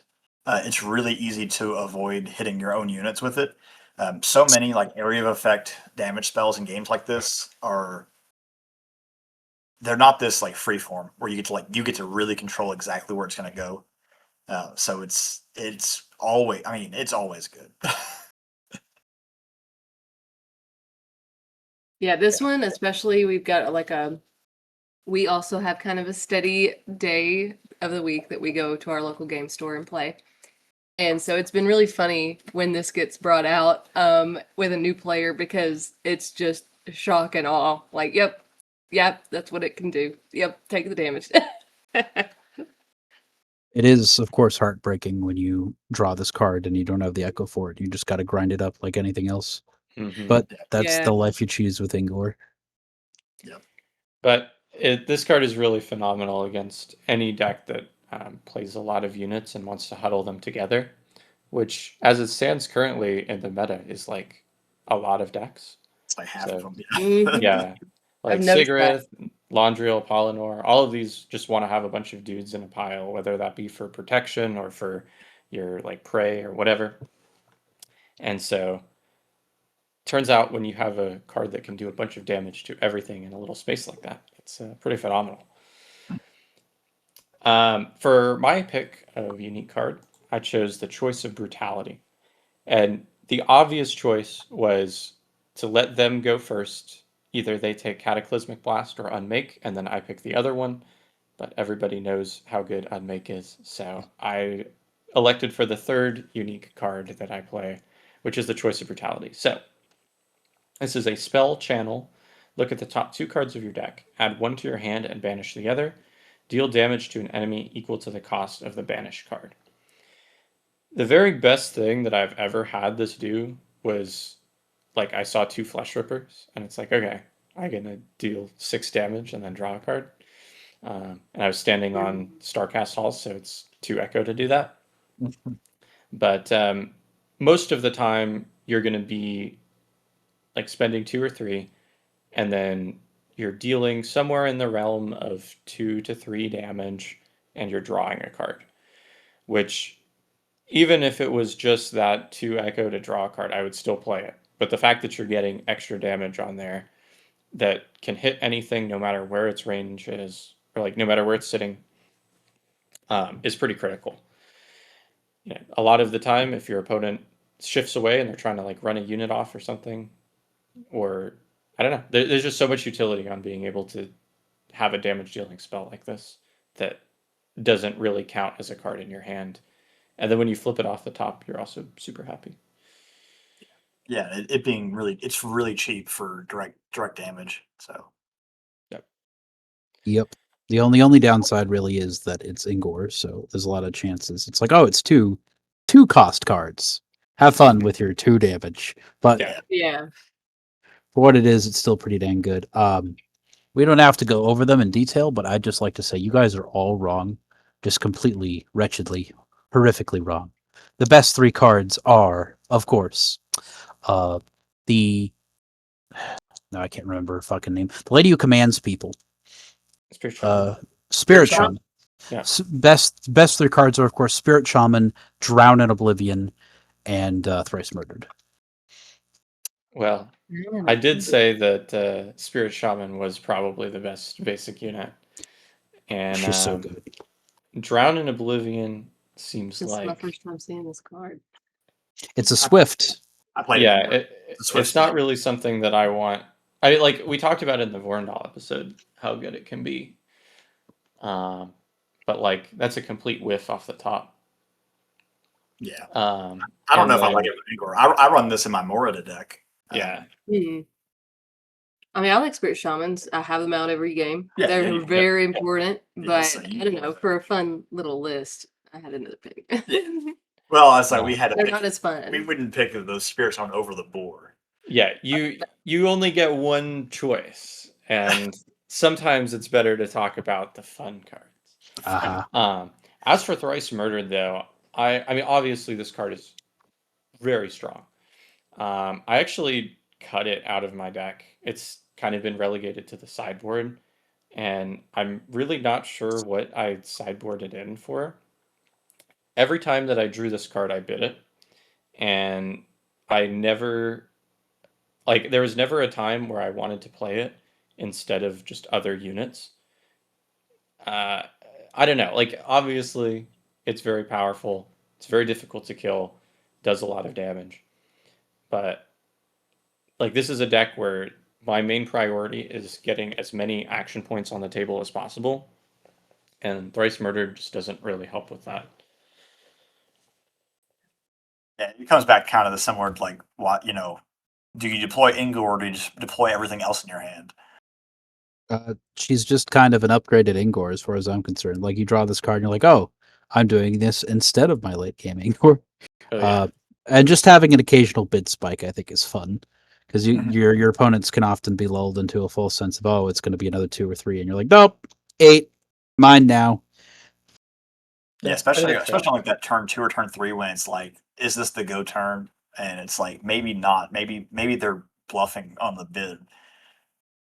Mm-hmm. I literally today had a game where I won because I bid Thrice Murdered on round 2, and it completely changed the tempo of the game. Yep.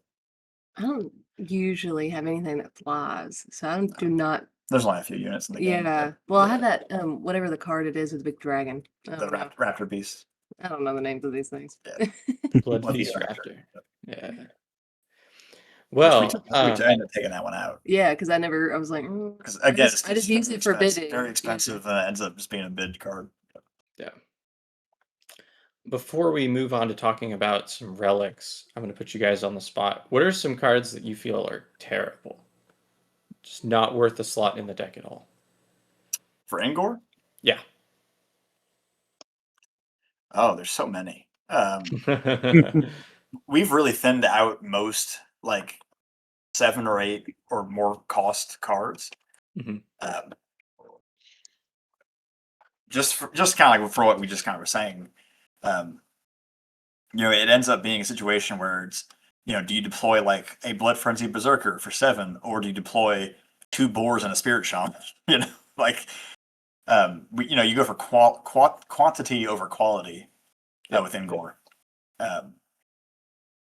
As far as spells, it really depends. The one thing I really love about this game is the side deck timing, because that you can, you see your opponent's Seeker, you go to your side deck and you switch out this and that. If you said like what spell doesn't need to be in, like there's dozens of cards that I would just never take for Ingor because they just don't fit with his deck. But I'm trying to think of cards that you might like think would be good and then in reality wouldn't be. Yeah, I mean, a lot of the cards that we've brought up in this little subsection have just been the cards that are blatantly terrible. Like, I don't think that anybody has like talked about Dark Bindings and being like, oh, I love Dark Bindings, that's a great card. That's the one where you just exhaust a basic enemy. Yeah. Um, I run but- those, and I side deck Dark Bindings in my Morta deck to deal with Valkara's Priests. ooh, You're running against like a Sigurith or a Laundriel, and they're bringing Priests. You can just shut that down. okay. That's actually not too bad. Yeah, But like for Ingor, I don't know. Like Ingor, you're not playing as much control. I think you're going more aggro burn. Yeah. I honestly don't like Devouring Swarm, which is heartbreaking because it's one of his specific cards. Yeah. But like, I don't know. I don't want to damage my own stuff. I think it's one of those situations where, yeah, a lot of it's going to die, but if something's at like 8 health, then your opponent might have to put as many as 4 attacks into it, depending on how they roll. I don't want to squeeze those margins any. Mm-hmm. What card did you say? Devouring Swarm? Ravenous. Ravenous Swarm. Ravenous. Yep. Okay, that is. If I had to pick, Yeah. it would be Hunter Sense. I had that early on in my deck, and it is just not good. I think there's so many other cards and spells that you can pick than Hunter Sense. See, I disagree. I think it's cheap enough that it's okay to like flip it as part of a legacy thing, and it's just allowing you a little more tutoring. But at the same time, I run a 35 card deck. I'm weird. Like, I run extra stuff, so maybe it just mainly has a place it's filler. It's more useful. Yeah. Mm-hmm. How many cards? Okay. did you- U30.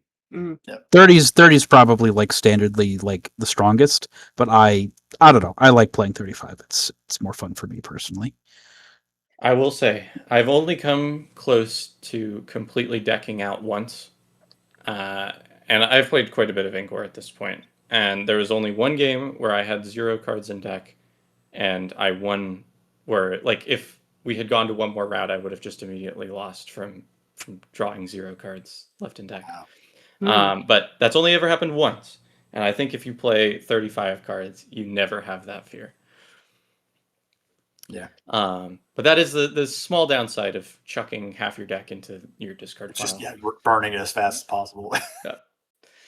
All right, well, let's move on to talking about some relics. Little thing to note, as always, the boots are an honorable mention automatically. We know that they're very good, and every hero would put it in their list. So to have it be a top 3 list and not a top 2 list, they just go into the honorable mentions. The other honorable mentions that you guys have put is the Ring of Time. But let's talk about our list here. So in third place, we've got the Trapjaw Chain. This unit gains range +6 and pull 6. So whenever this unit scores a ranged hit, it may pull the defender up to 6 inches. And then whenever an enemy becomes engaged with this unit by being pulled by it, that enemy suffers 3 damage. So why do you guys like the Trapjaw Chain? So I think we're thinking more on Ingor himself. Really, it's just the big thing is the help that +6 range. Ingor's biggest issue is having 6-inch range and not being very tough. Trapjaw Chain gives him, it doubles his range basically. But because, especially when you sit in the Death Shroud Mire and you shoot out, if you have a direct line to somebody, you can hit them twice and pull them all the way to you. Again, assuming you get lucky, this is kind of like a dream scenario. But pull somebody all the way to you, hitting them twice with Ingor, that's going to be 10 damage, plus if you get them all the way to melee. It's just an extra cherry on top.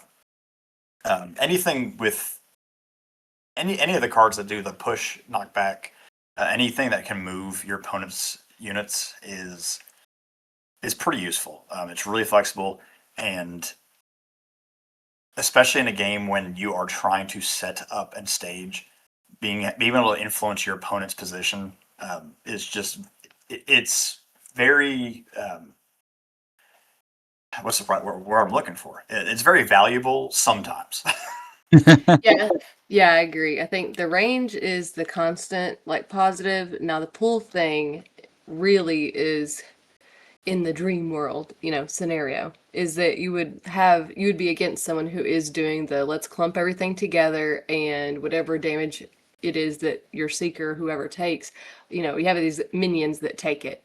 So if I'm playing and I've got some boars and things that, just him alone in there, and maybe another thing or whatever, could have a shot, but just with the number of people surrounding there, and if the damage is taken off every single time and you're just not really doing anything, that in the perfect scenario would be that you could pull, some of those defense away and far enough away where then maybe you activate those other units that are more engaged in that area and they're able to actually land something for once. Yeah. I think that, the positioning thing really hits the nail on the head for me. Any way that you can pull stuff out of the protection bubble is phenomenal. And the extra range, even if it's not on Ingor, even if it's on something like a, I don't know, anything, just being able to get that damage down range, because you can only fit so many people in one little bubble. I would like to see it being used to pull someone into the terrain. The flesh gardens. Yeah. This I've is hard. not seen it. Yeah. Yeah, I've not seen that, but I think that's also cool that if you're taking the risk of having that or just using that terrain, that's another way to do damage, I guess.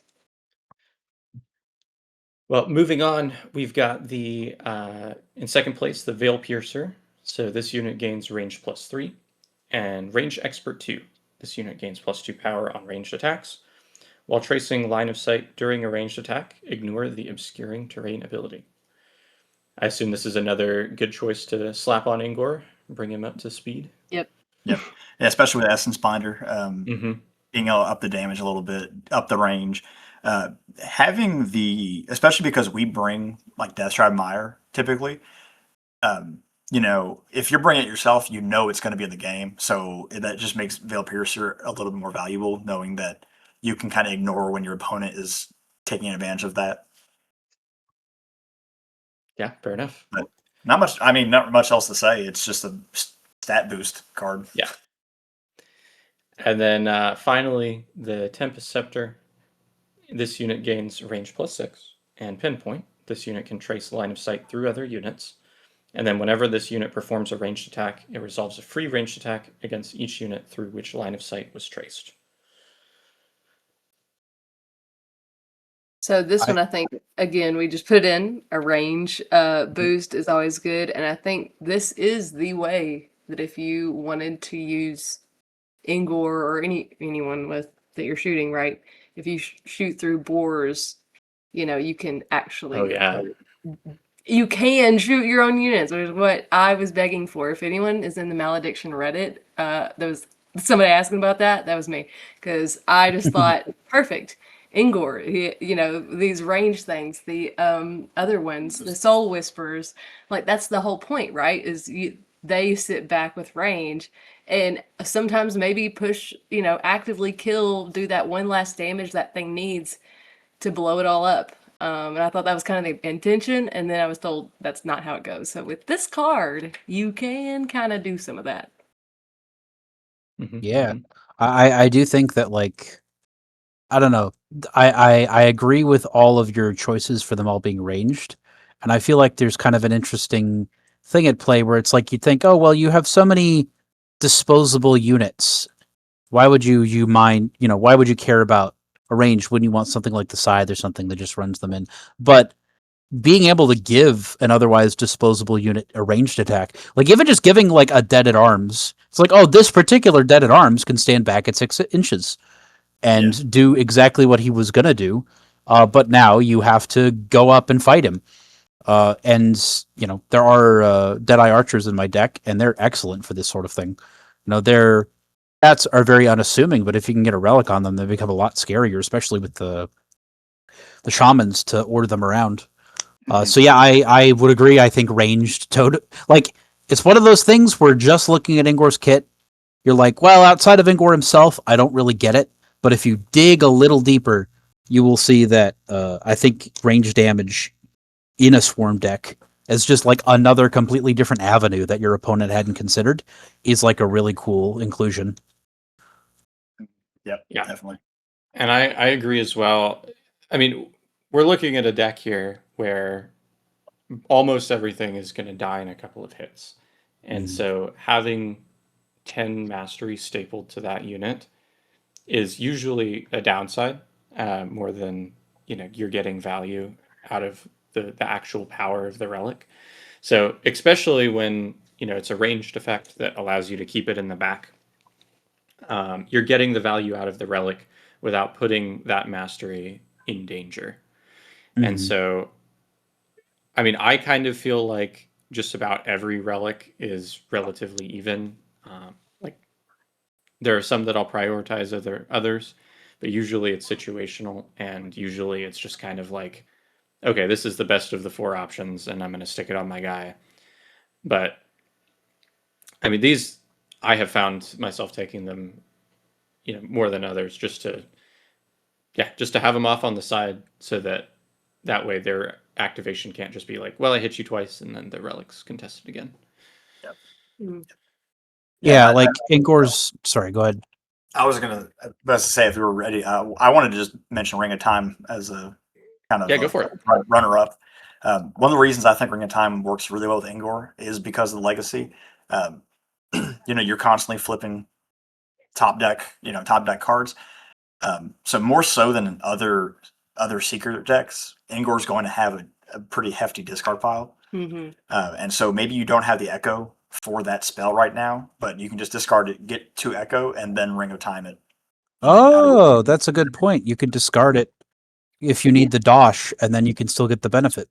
Yeah. And so I think Ring of Time is good. Again, most of these relics are pretty much good with anybody. But specifically with Ingor, I wanted to just mention that. Yeah, that's a good point.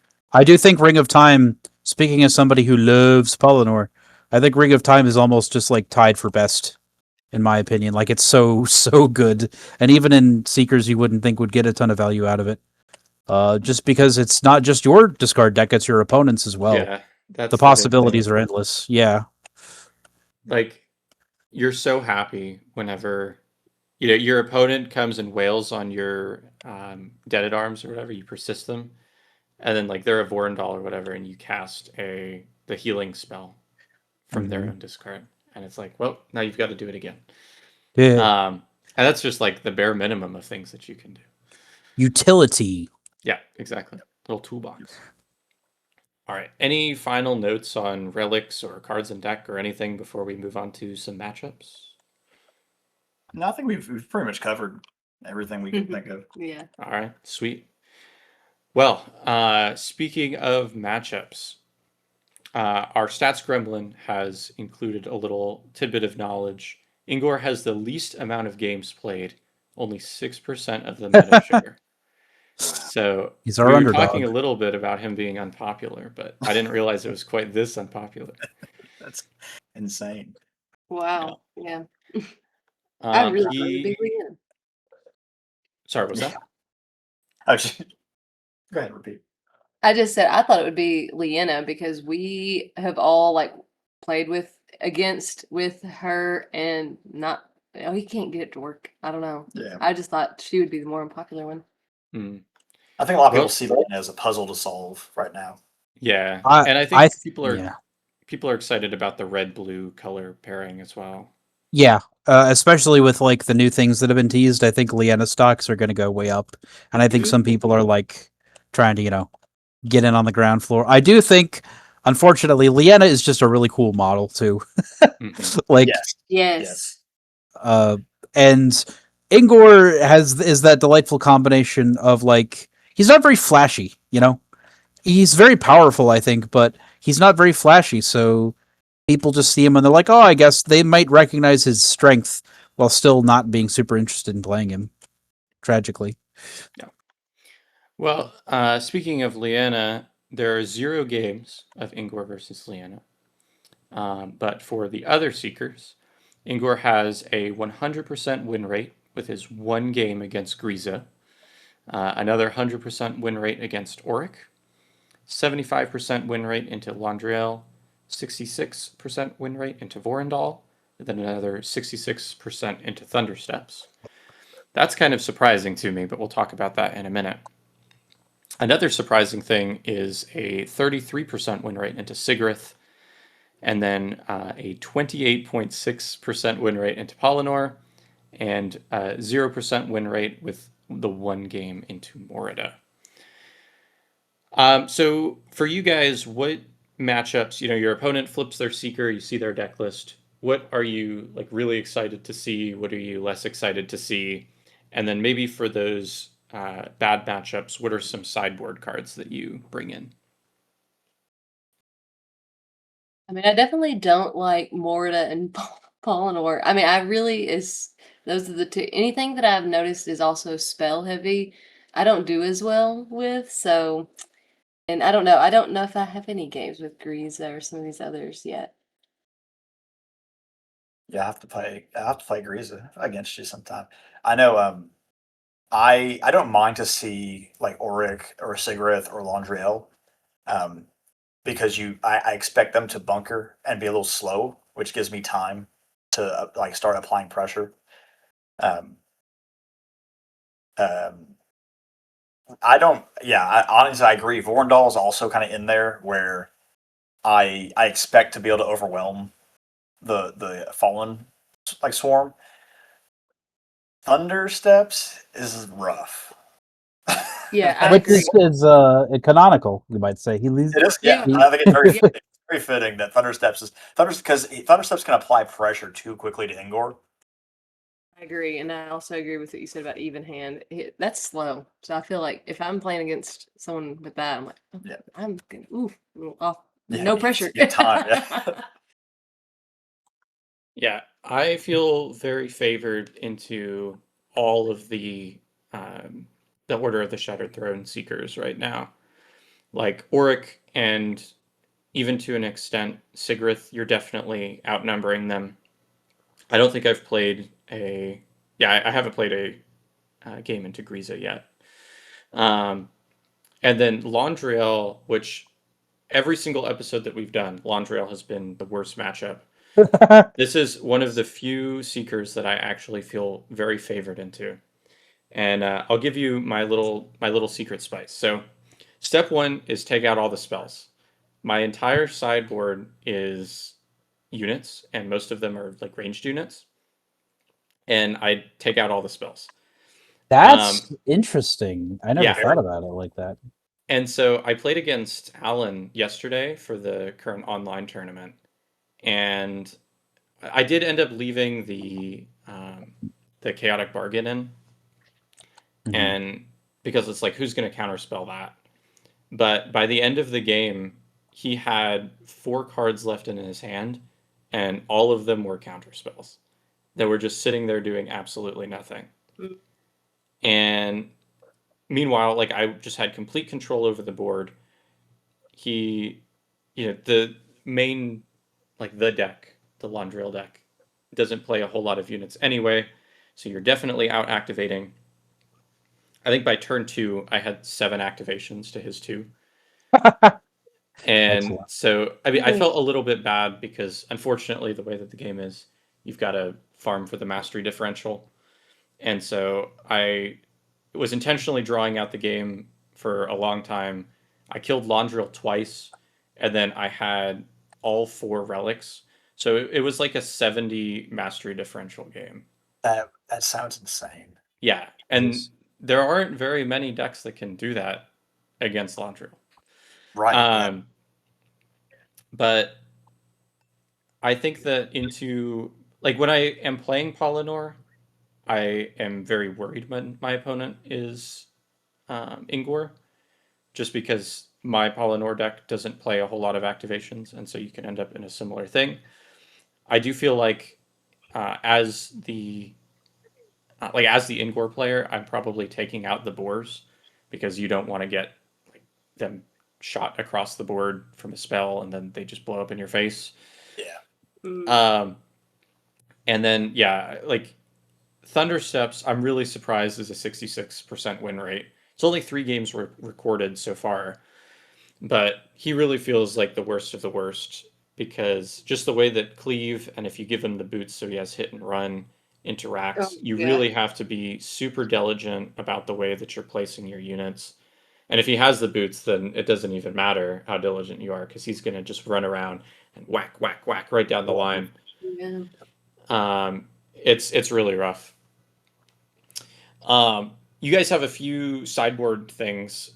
I wanted you to read those out for me and explain your thoughts. Yeah. Right. So right now, our sideboard is we have a couple of Consume Carcass, and that's just there to mess with like your Vorndal, your Morida, or even Griza with like something like Deadly Bargain.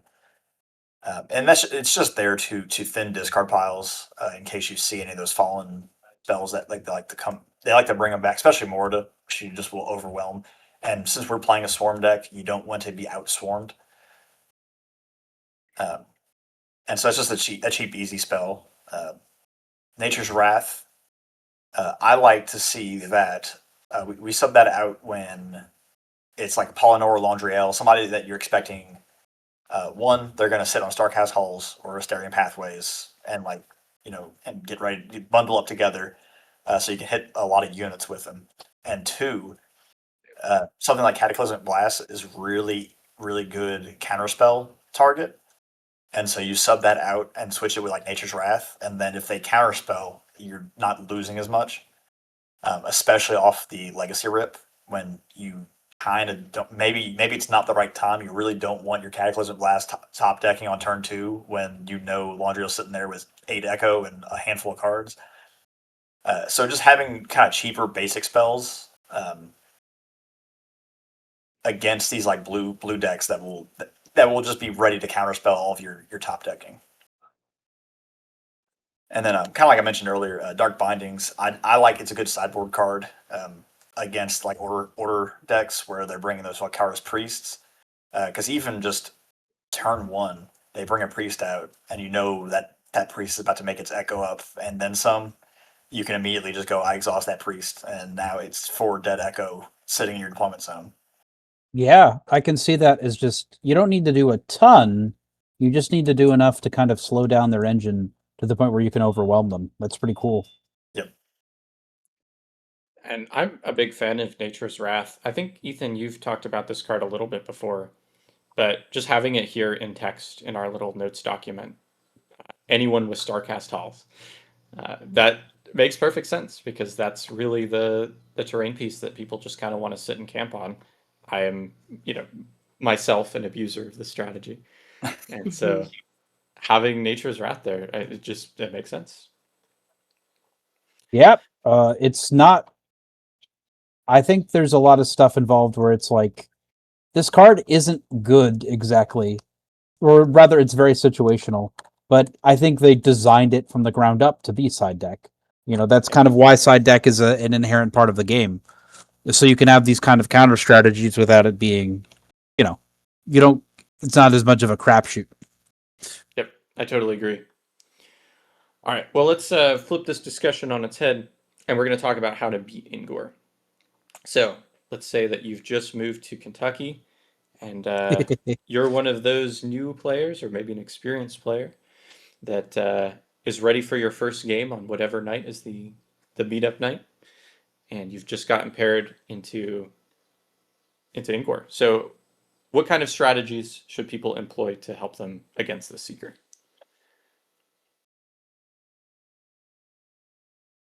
So we've kind of talked a lot about this throughout this episode, but Ingor doesn't like to have things in his face immediately, right?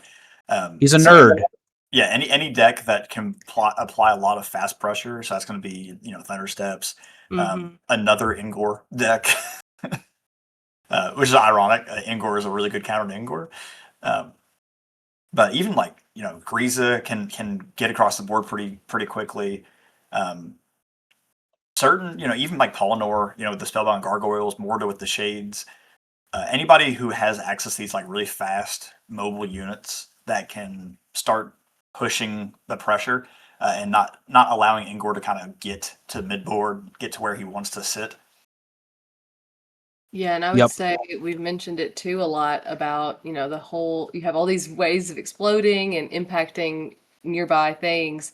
So obviously we've talked about some of the decks you tend to do that. So doing it strategically or in a way that, or in a place that prevents that, kind of, obviously with that one cataclysmic blast, you're out of luck, but there are ways maybe that you still can keep your units nearby without making an easy just bullseye of a ton of different units to hit. Yeah, like what we were talking about earlier with like I suggested keeping a couple units back in your Ingor blobs so that you have reliable things to like put new stuff down every round. I think Ingor the thing with Ingor is he is often able to put down like reliably 2 units every round of the game, Bam, bam, bam, whatever he draws he's slapping down. So if you can get in a position where you are engaging everything, you can get it to like a situation where, oh well, that's a cool pig you got there, but it's starting in your deployment zone, so it's not going to be my problem.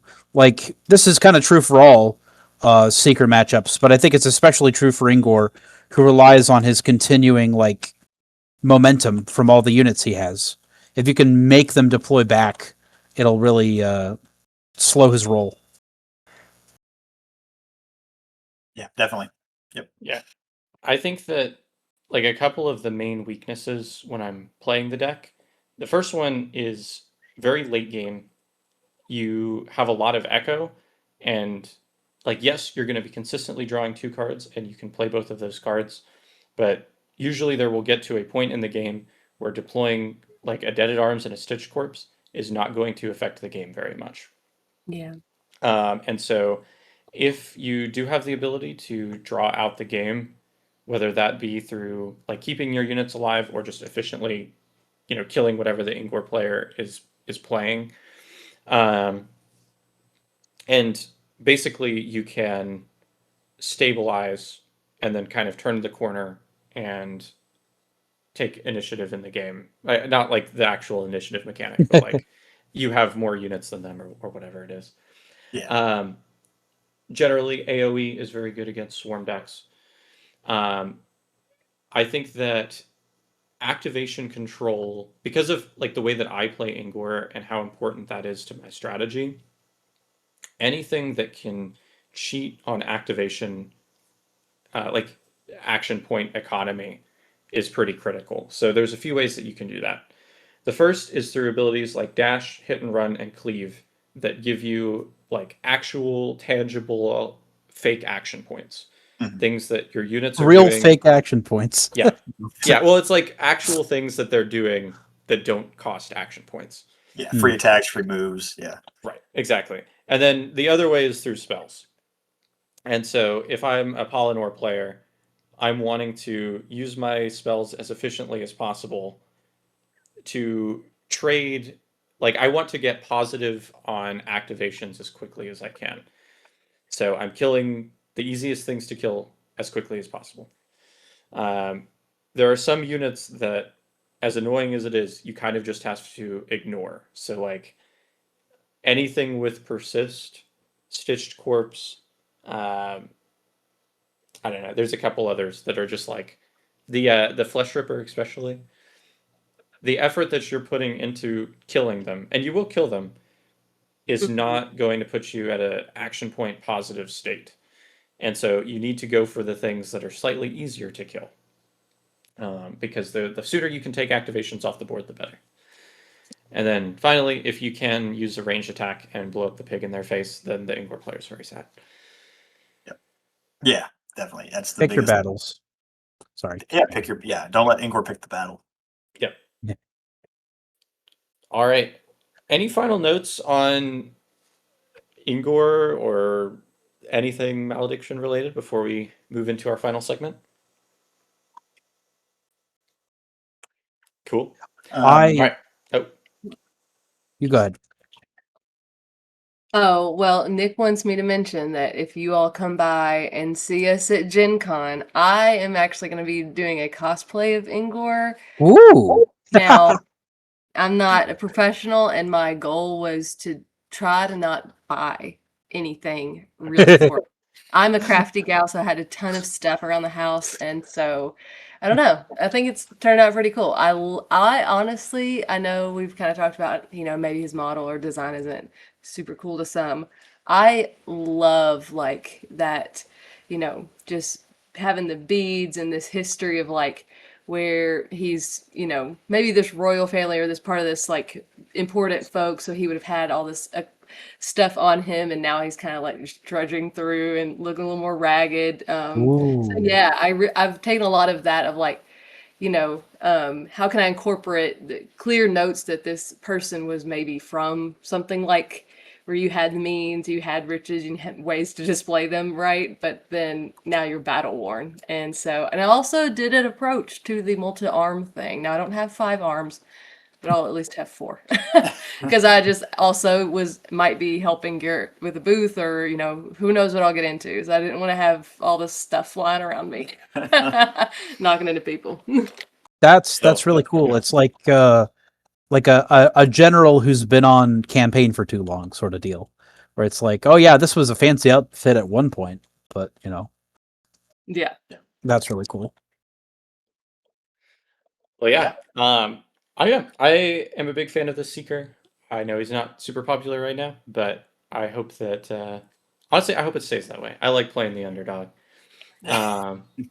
We I want to play are an Ingor player. I haven't done that yet, actually. Yeah, it's true. I'm the Ingor player, so I need to do a matchup. well, we can get in a game on TTS at some point. Speaking of TTS, I'm gonna toot my own horn real fast. There's a online tournament that's just wrapping up, and I went 3-0 with Ingor. Hell yeah. I haven't for sure won it. There's still one more match where the winner of that could be undefeated. It's going to come down to mastery differential. And it's Pat on Morda versus one of the Australian guys on Thunder Steps. So hopefully I can watch that game because it's going to be an exciting one. But anyway, let's move it on to our final segment, our community questions and hot takes.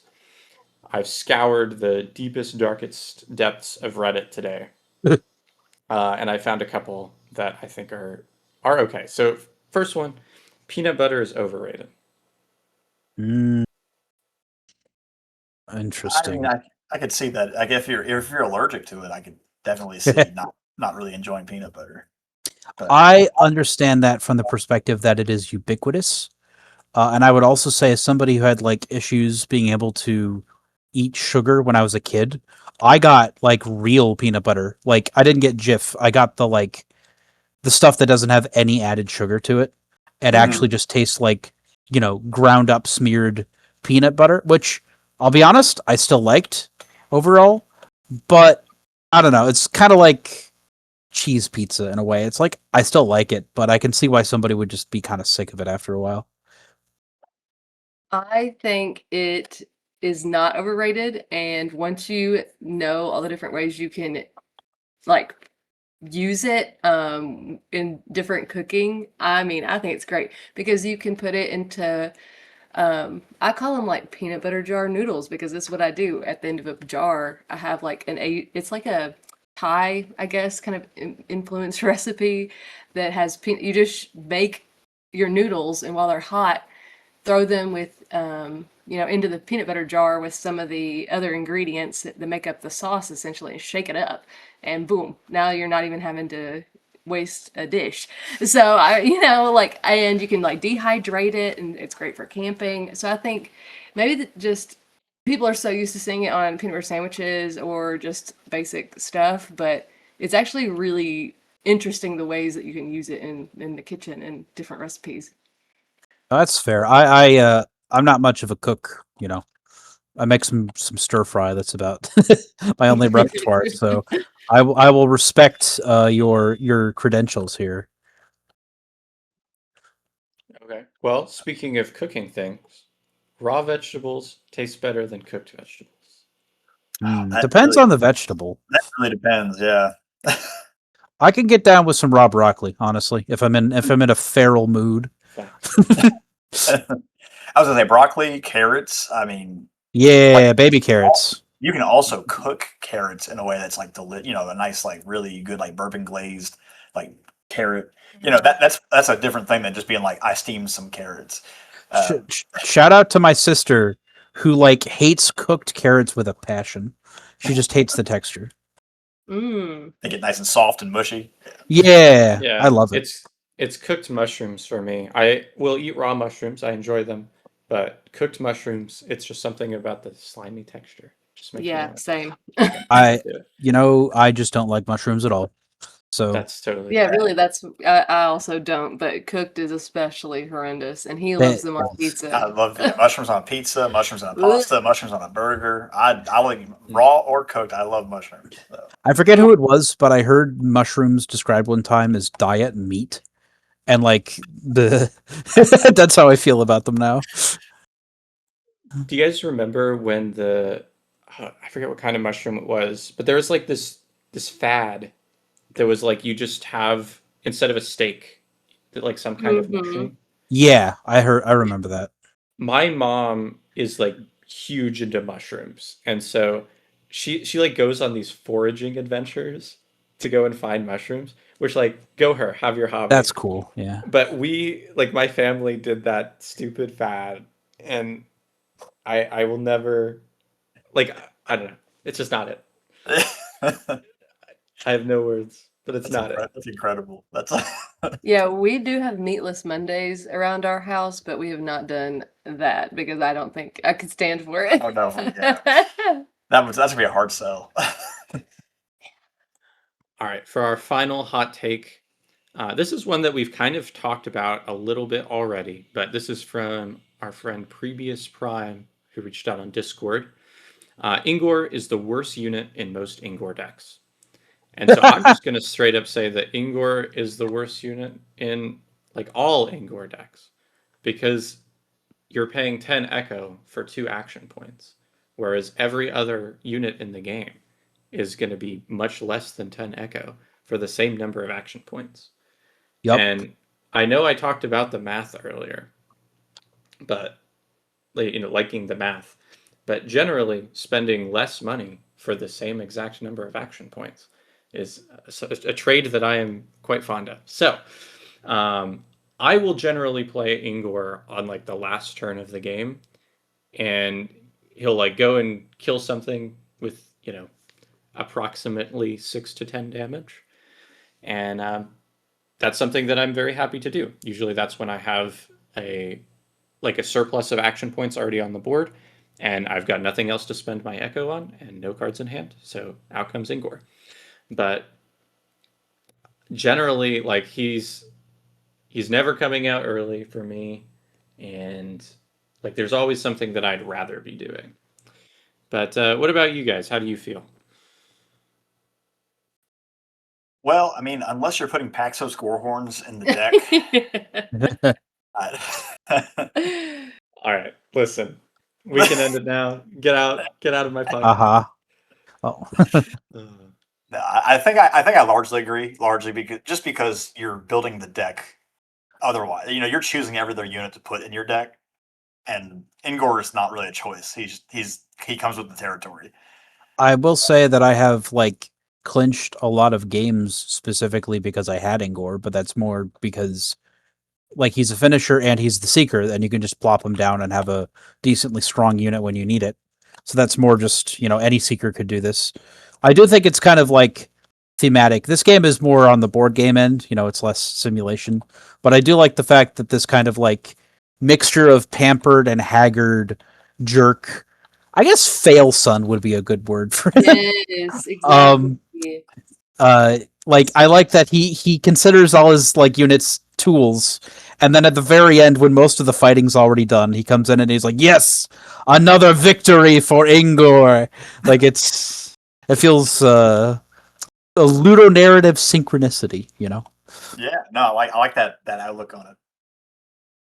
That works.